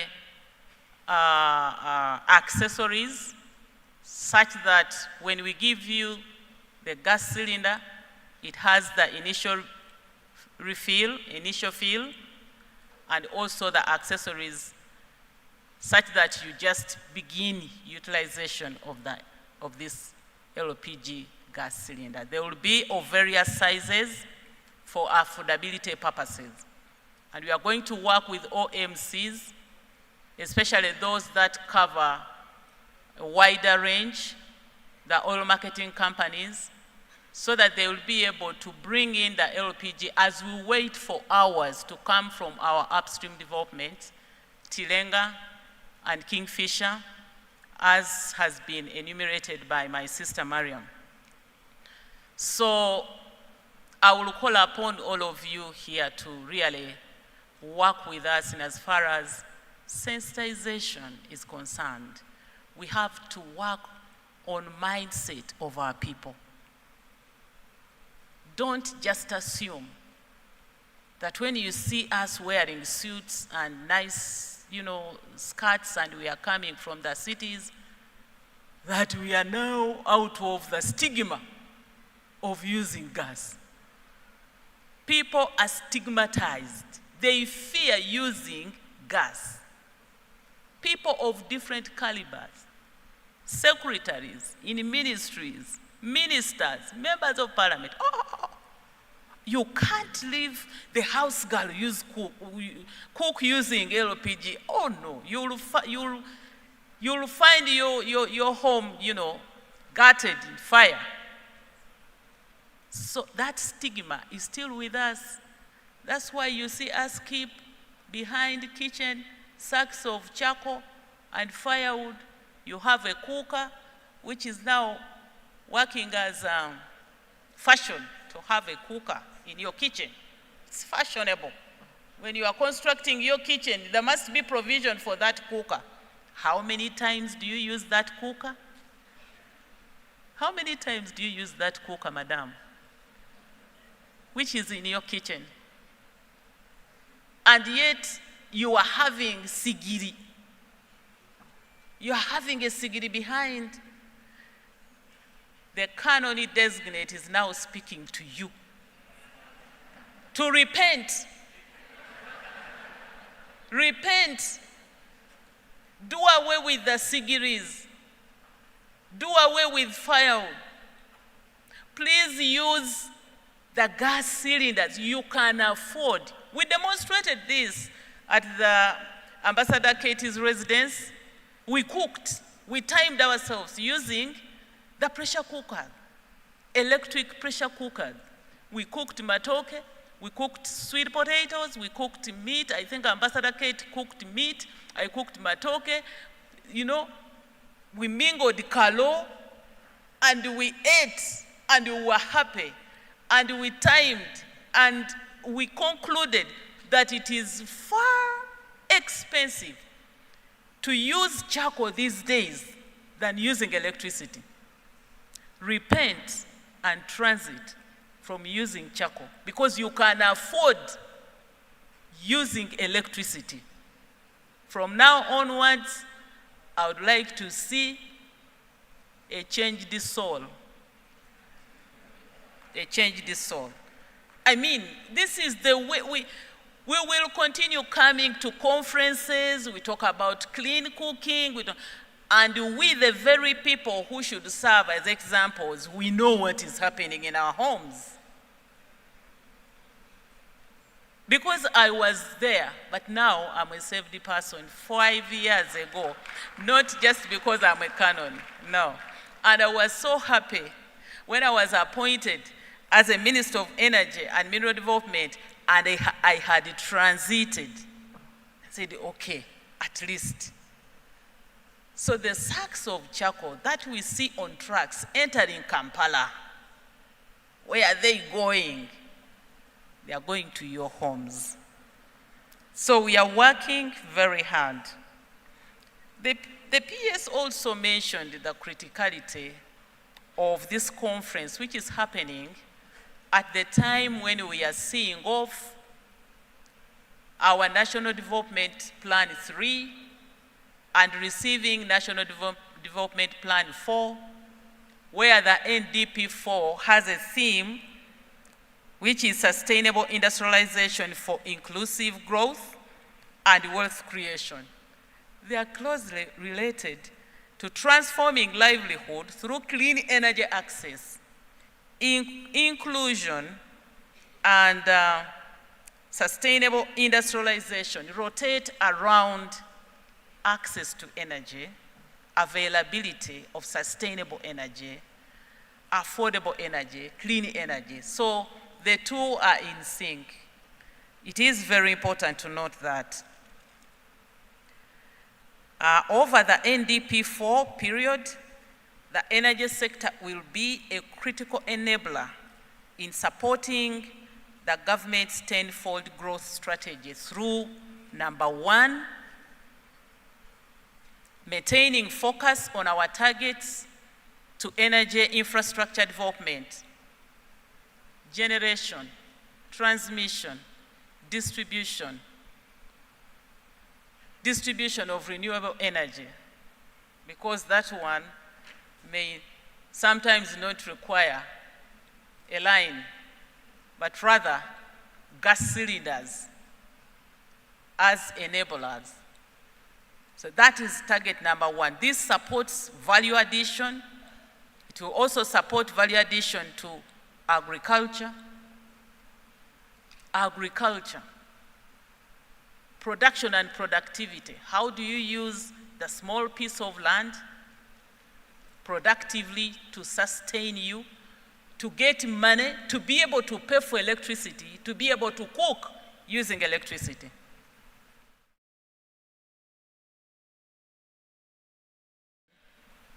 Is basing its livelihood on agriculture.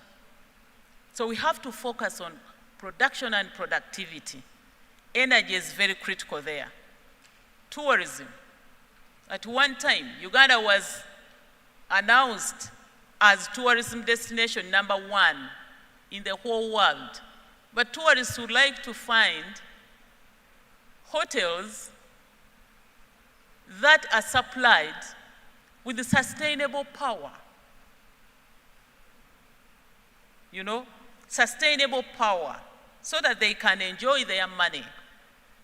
They have paid to come and visit Uganda. They need to come and find these resources, the services, where you are not stranded. No power, no Wi-Fi, no what. So energy is very critical. The mineral resources. Honorable Fiona, the daughter of the Canon designate, put it in a simple term, and I want to thank you so much. Okay? So the mineral resources facilitate the energy transition. The value addition that we are implementing now, because no investor is allowed to export raw materials. What that means is that we want you to invest in Uganda, get your mining license, add value. Add value. And we shall always sign statutory instruments to determine the level of purity for the mineral that you are engaged in. You can't add value without sustainable energy. You can't add value to the minerals without sustainable supply of the critical resource called electricity. It has to be affordable too, so that the products from your mining factory are affordable to that industry which is manufacturing electric vehicles.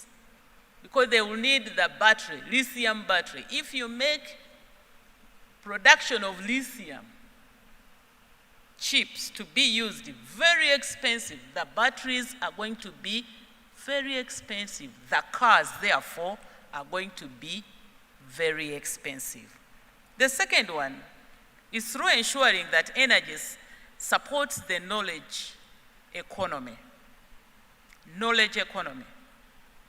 Development of science and technology and innovation and ICT for integration of systems to improve efficiency and productivity.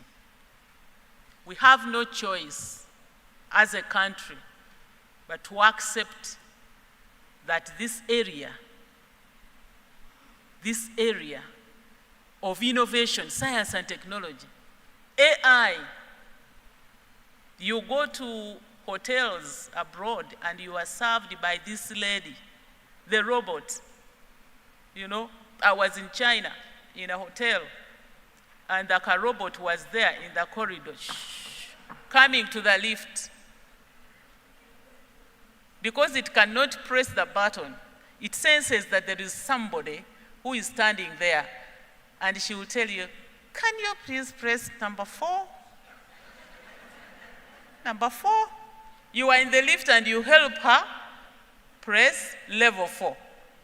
She comes out on that door. Room service, your order is ready. That cowwoman moves, you know. We can't, we have to be ready for this. And there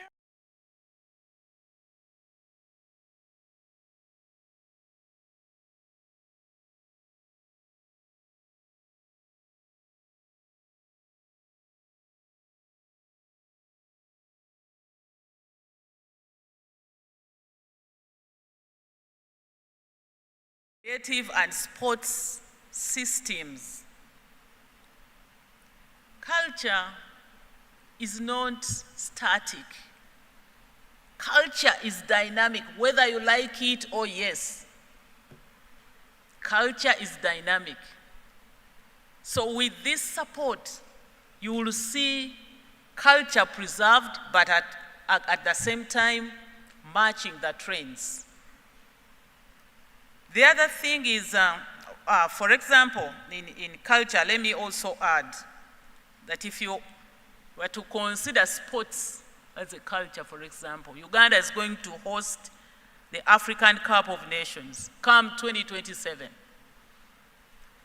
And this opportunity finds us in darkness in the hotels, in darkness in the stadia, because they'll be playing at night. Gone are days when we wait for the day to break and we see the sun and do activities, go to the stadium, play football, and then finish at 6 before dark. Those days are gone. Stadia are now lit. They are lit.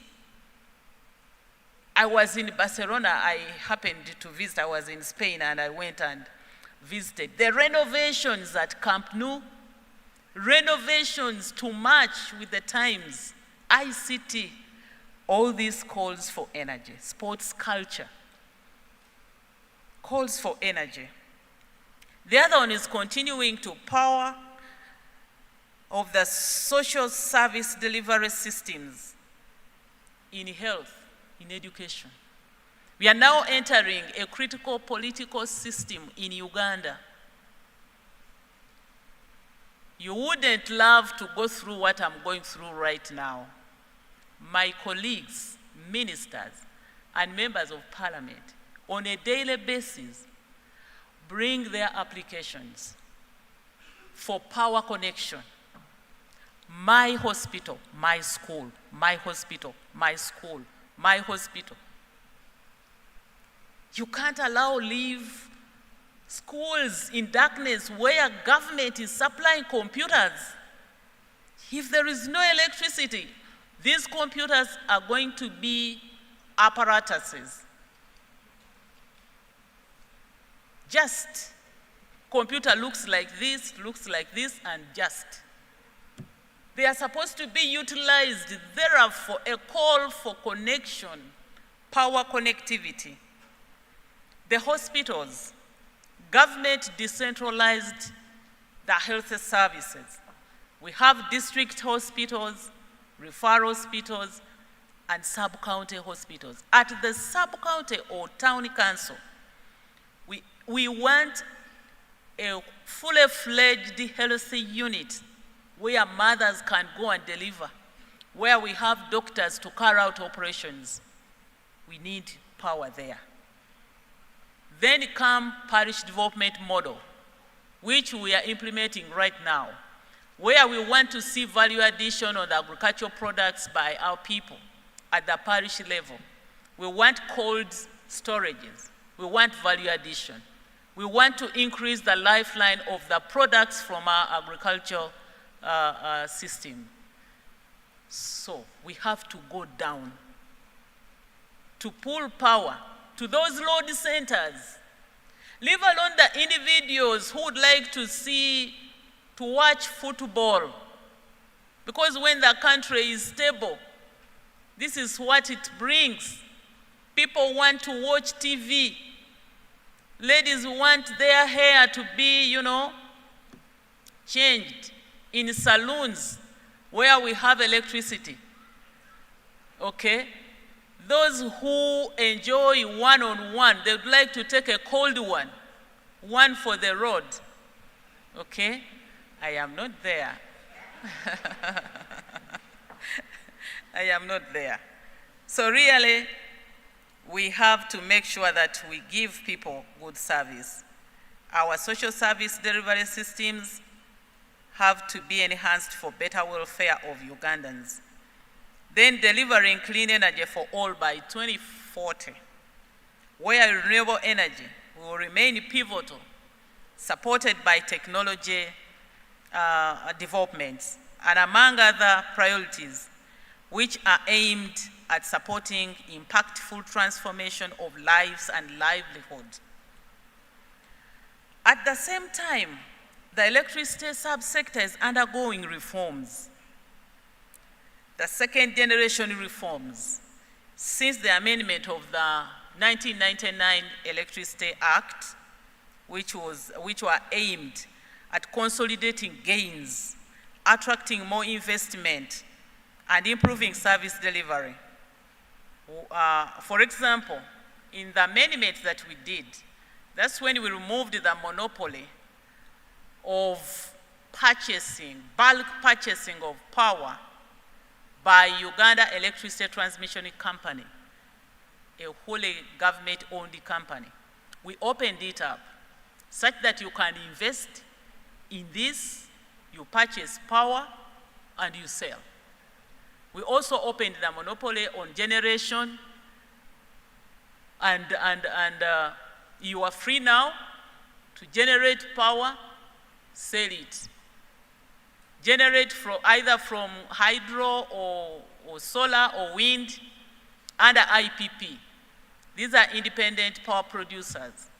The regulations were out, done by the Electricity Regulatory Authority, whose chairperson is a lady, and the CEO a lady. And anyway, I don't want to go now to gender issues, but I'm proud that ladies in my ministry are on top of. We work in unity, we sit as mothers, we have daughters, and looking at young ladies who are engineers. You go at Nalubale, like their excellencies were at Nalubale in Jinja, and the head is a lady, and the lady engineers in those tracksuits, it's amazing. I want to encourage mothers and fathers to continue giving priority, but balance up, don't underestimate the future husbands to these engineers. The future husbands to the engineers. We are just trying to balance up because of the cultural bondages in Africa. Ladies were not known for taking sciences. These are male-dominated. Being a minister of energy and you were lady, these are male-dominated, but now, long live YKM. We are there.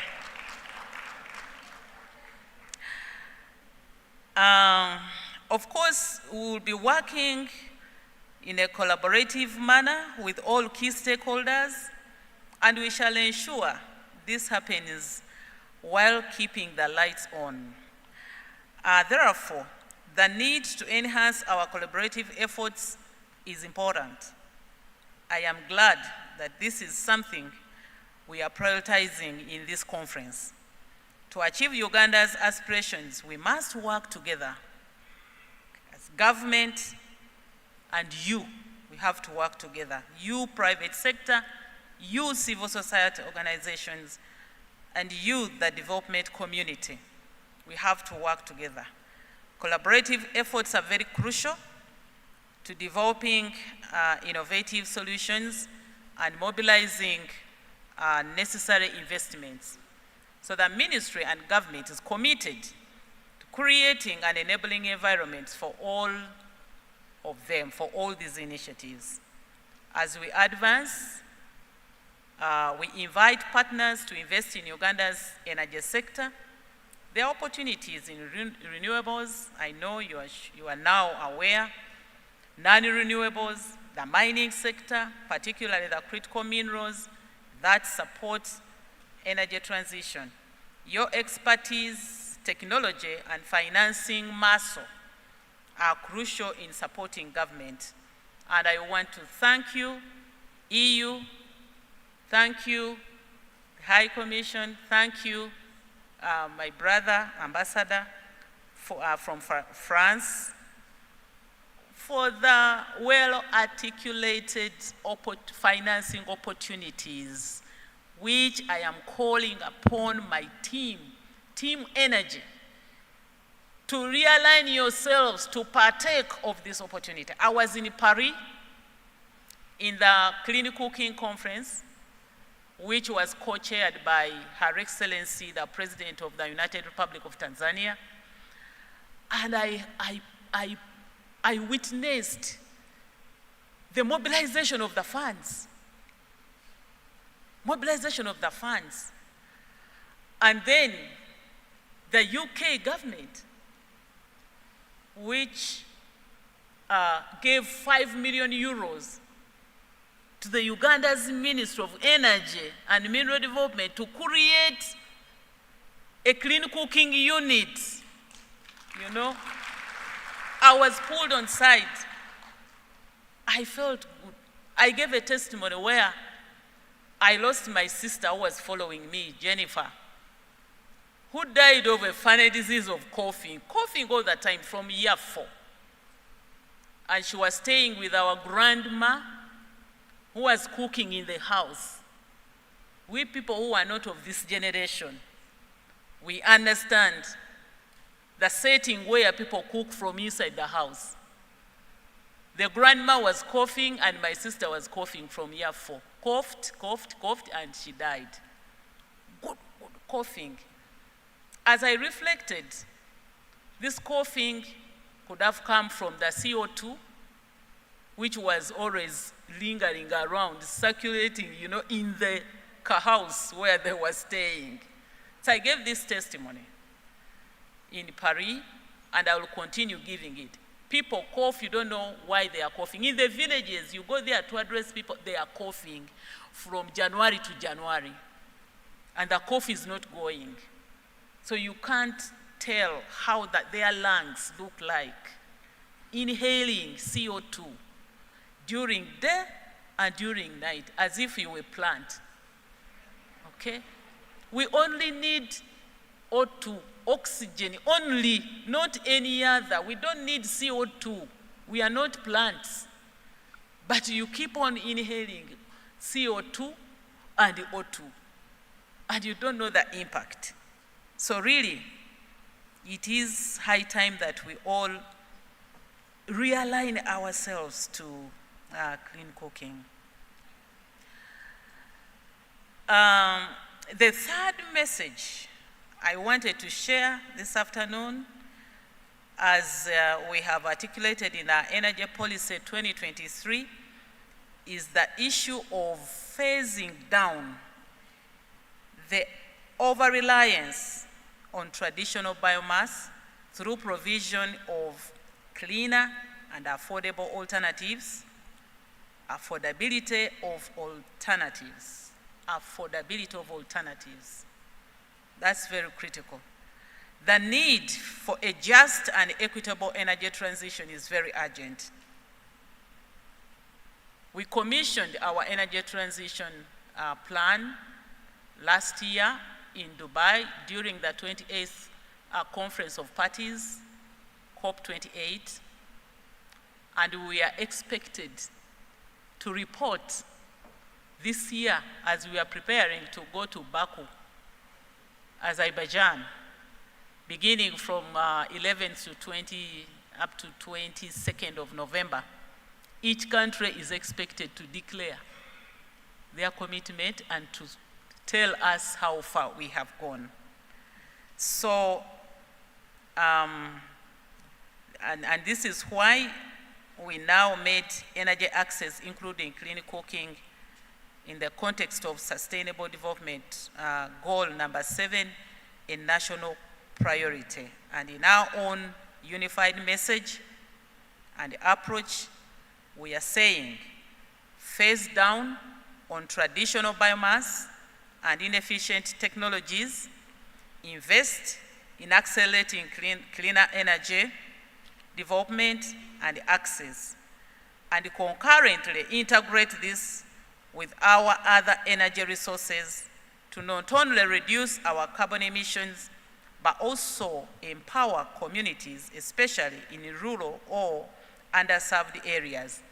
This is now the new clean energy evangelism, which we shall go with during COP29. As we head for COP29, this is an important message to the whole world.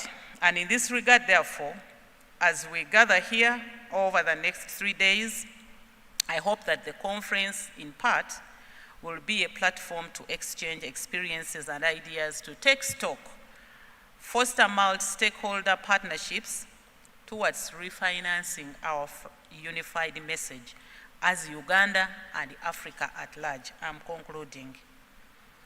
Distinguished participants, as I conclude, I would like to welcome all of you once again, but also use this opportunity to express my gratitude on behalf of my ministry and on my own behalf to all our partners and sponsors for your support in making this conference a reality.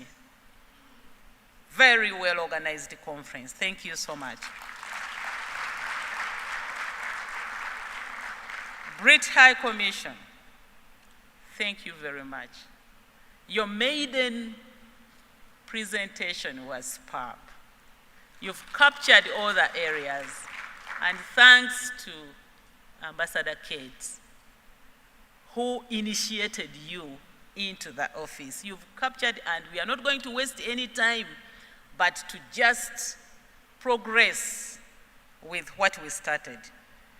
Total Energies Uganda, my co-shareholder and partner, thank you so much for the commitment. We will always be available to support you in your endeavors, venturing into renewable energy. Very critical. Thank you for the policy shift that you took to emphasize the need for you to invest in renewable energy. German government through GIZ and KfW, great partners. Thank you so much. Team Europe, welcome back from Jinja. Thank you for the support.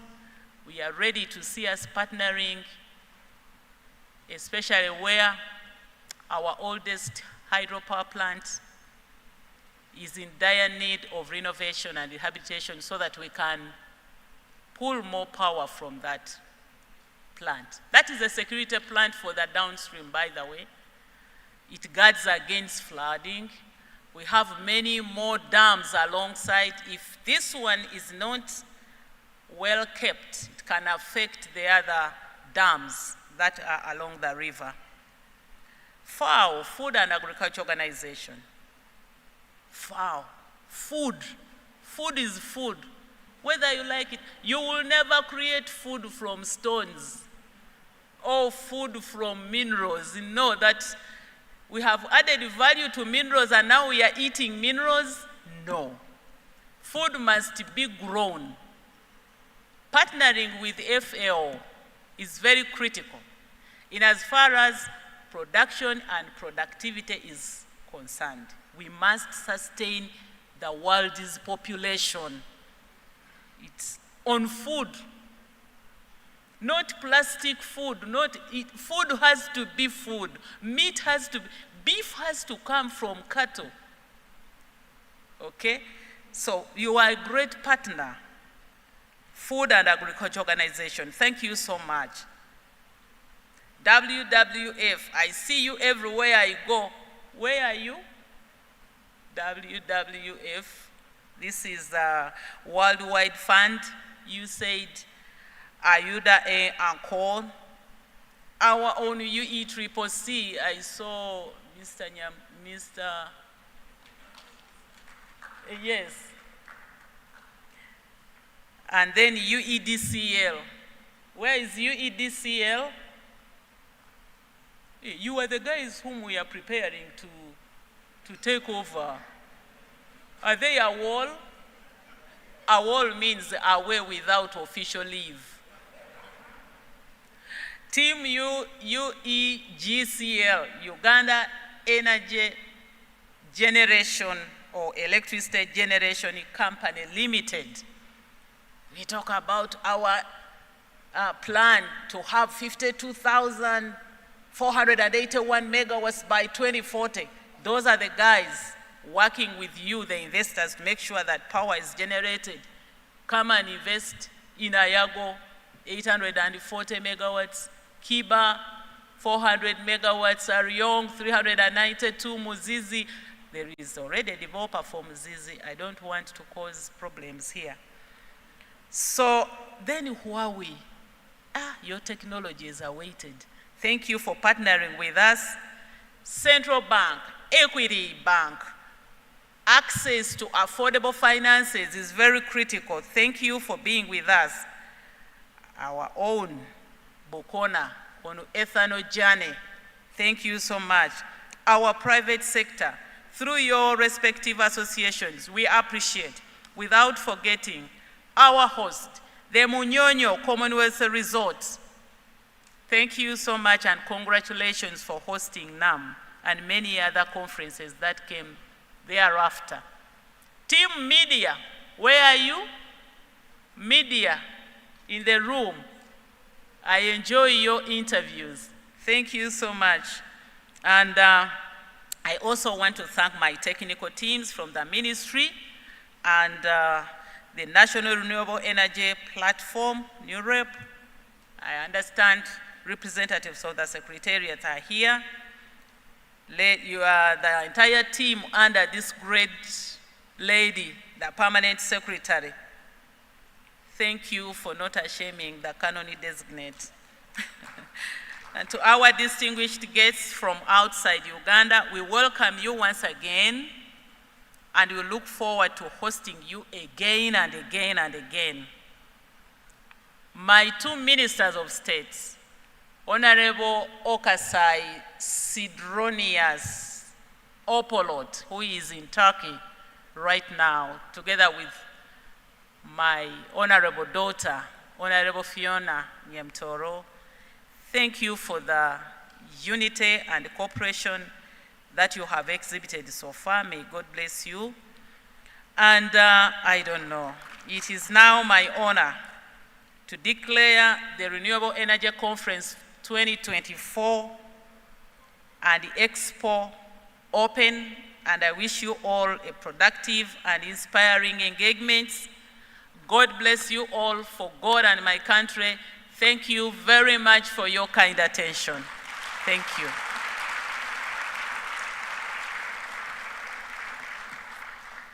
I will enjoy the brochure.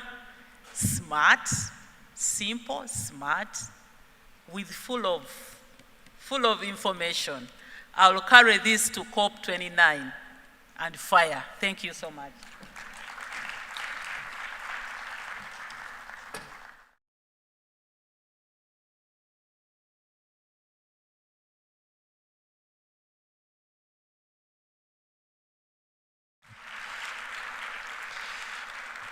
The good book says to give honor where it is due, and we honor people by standing and clapping, so thank you very much. Why don't you turn to your neighbor and say, neighbor,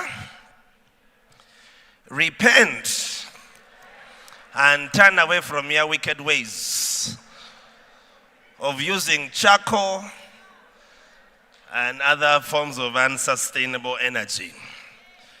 After tomorrow, it's going to be fire. Stand warned. Ladies and gentlemen, although we have just opened, we are now coming to the end of day one. And in a short while, we'll be having some photo ops moments. I'll just be guiding us on who will be coming for those photo ops. But allow me just for 5 minutes, and the person I'm going to invite has been prepped and promises to keep it 5 minutes or less. I'd like us to put hands together for Mr. Roy Waguma, who's the Managing Director of Uganda Energy Credit Capitalization Company. As it just comes to launch or talk about the price subsidy program for clean energy technologies. He promises to keep it short. After that, I'll invite a few photo ops moments, and then we'll have a tour of the exhibition. After this, you're all welcome to a cocktail. There'll be drinks of your choice, both with percentages and without percentages.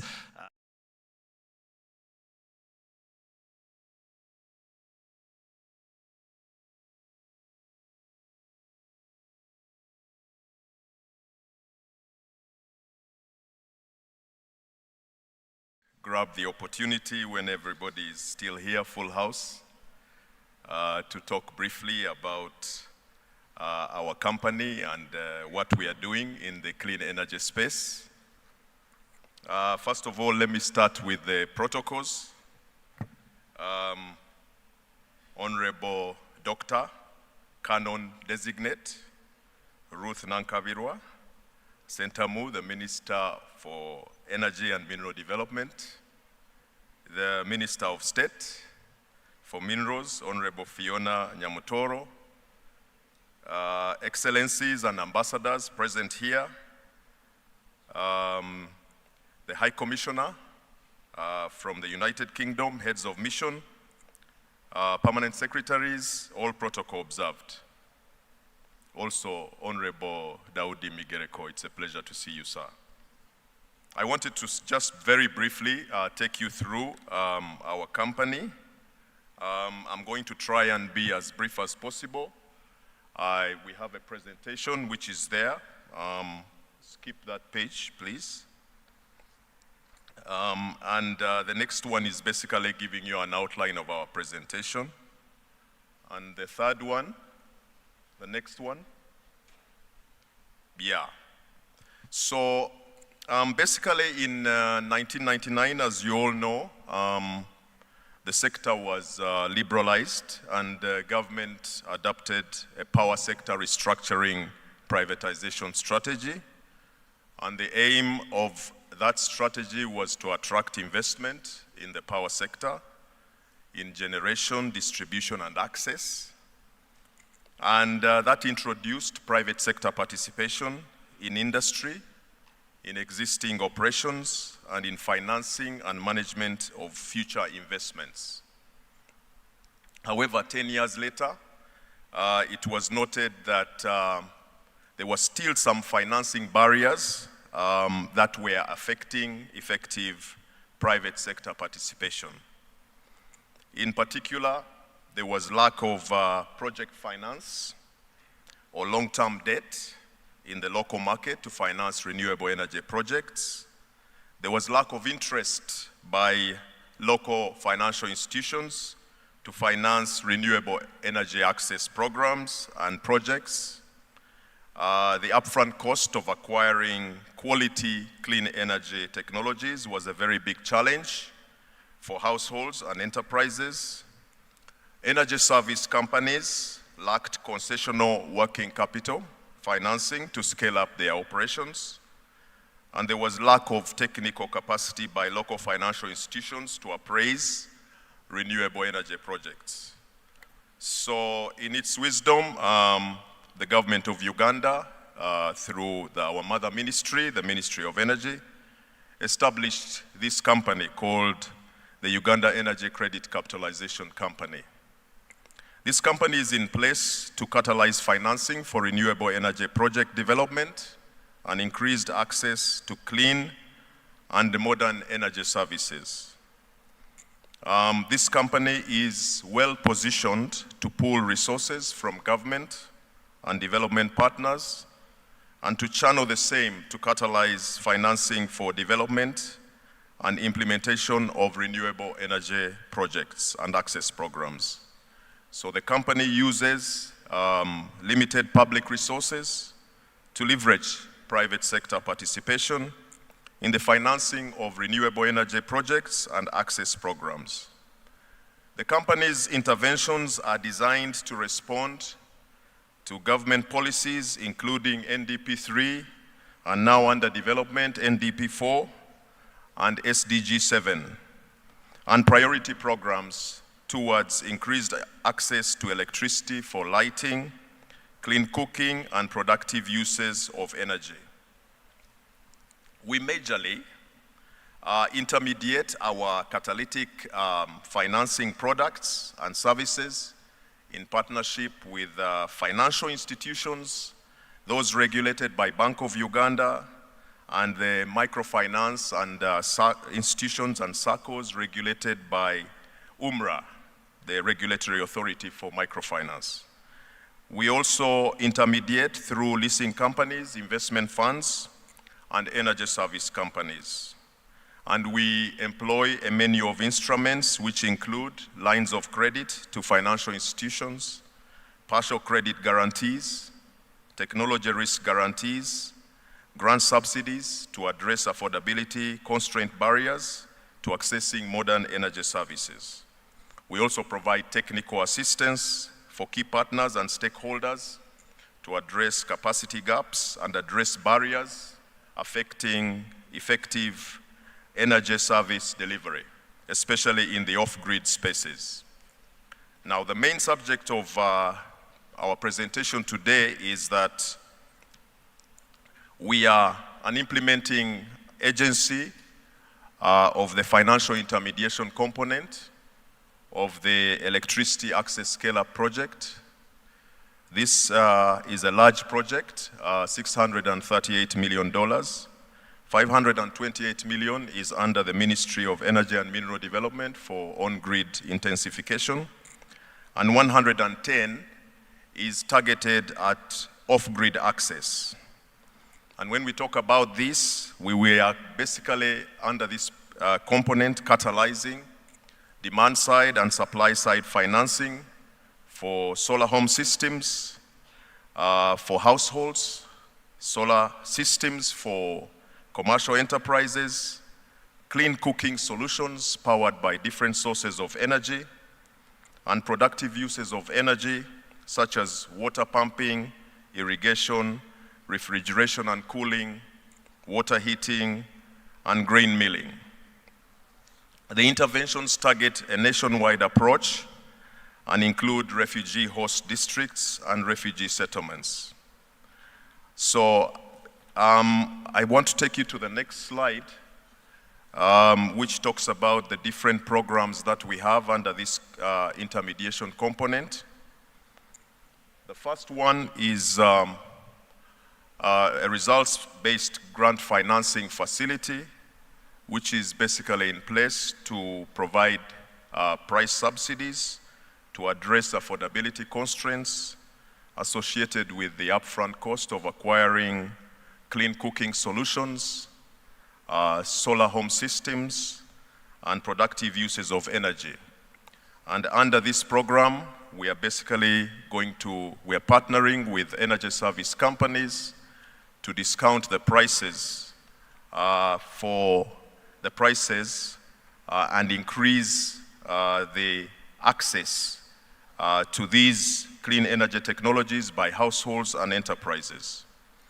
We also have under this component a credit support facility to catalyze the supply side through the provision of working capital facilities, concessional working capital facilities to companies that are dealing in the off-grid solar, the clean cooking solutions, and the productive uses of energy equipment.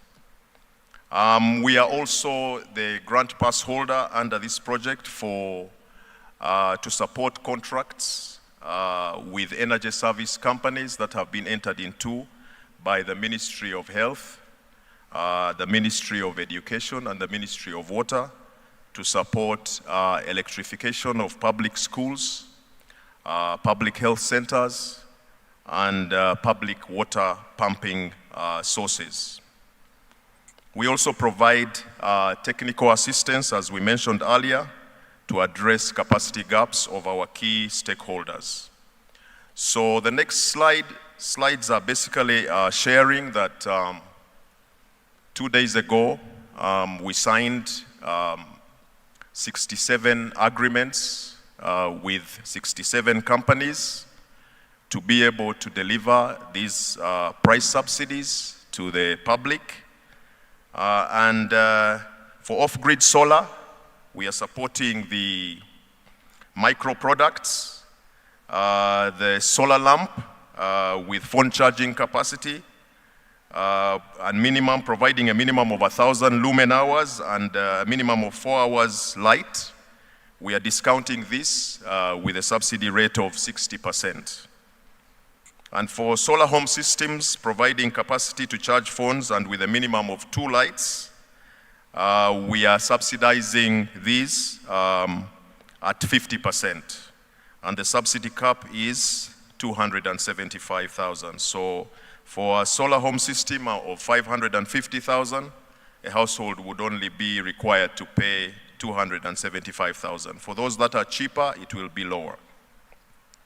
We're also supporting clean cooking solutions, the household biomass cook stoves, carbonized biomass fuel being subsidized to 50%, uncarbonized biomass fuel, cook stoves 50%, and the pellet ones, we're also discounting those to 50%.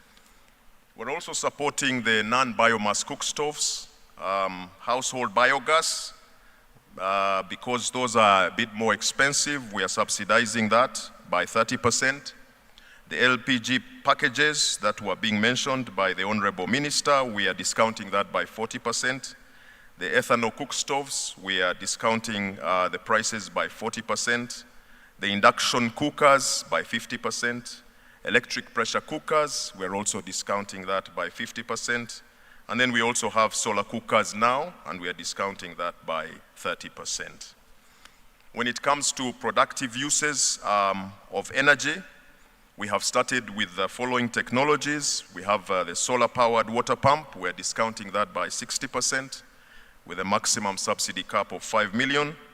For the refrigerators, off-grid refrigerators, we are subsidizing that by 60% with a subsidy cap of 3.5 million.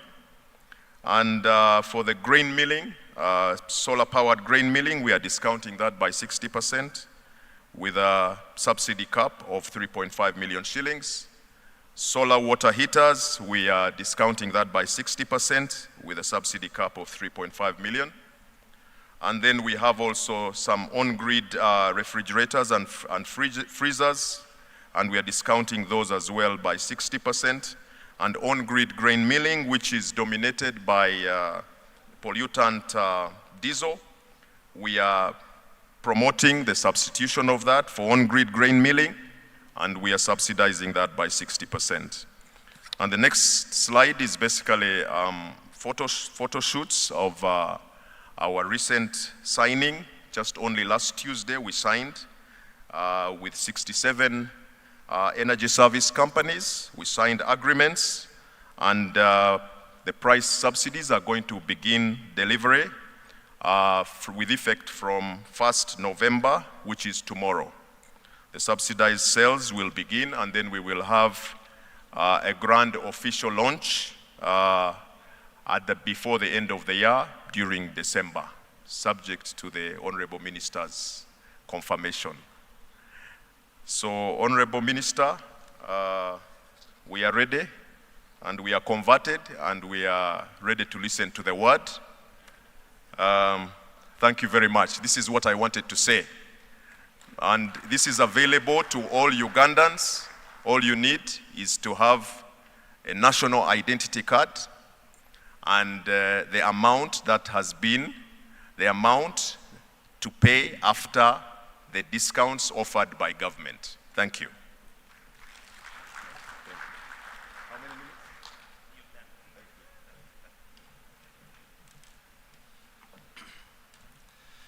Well, ladies and gentlemen, I think that is very brilliant news, and I think a rousing round of applause Indeed, it's more than just a conference.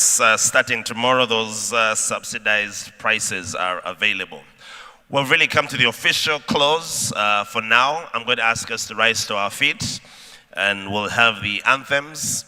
We'll start with the East African and then the Ugandan anthem. I know I'd mentioned a photo ops, some photo ops opportunity, but I've been advised we'll do that on the outside at the photo booths where the media can also be a part of this. So from here,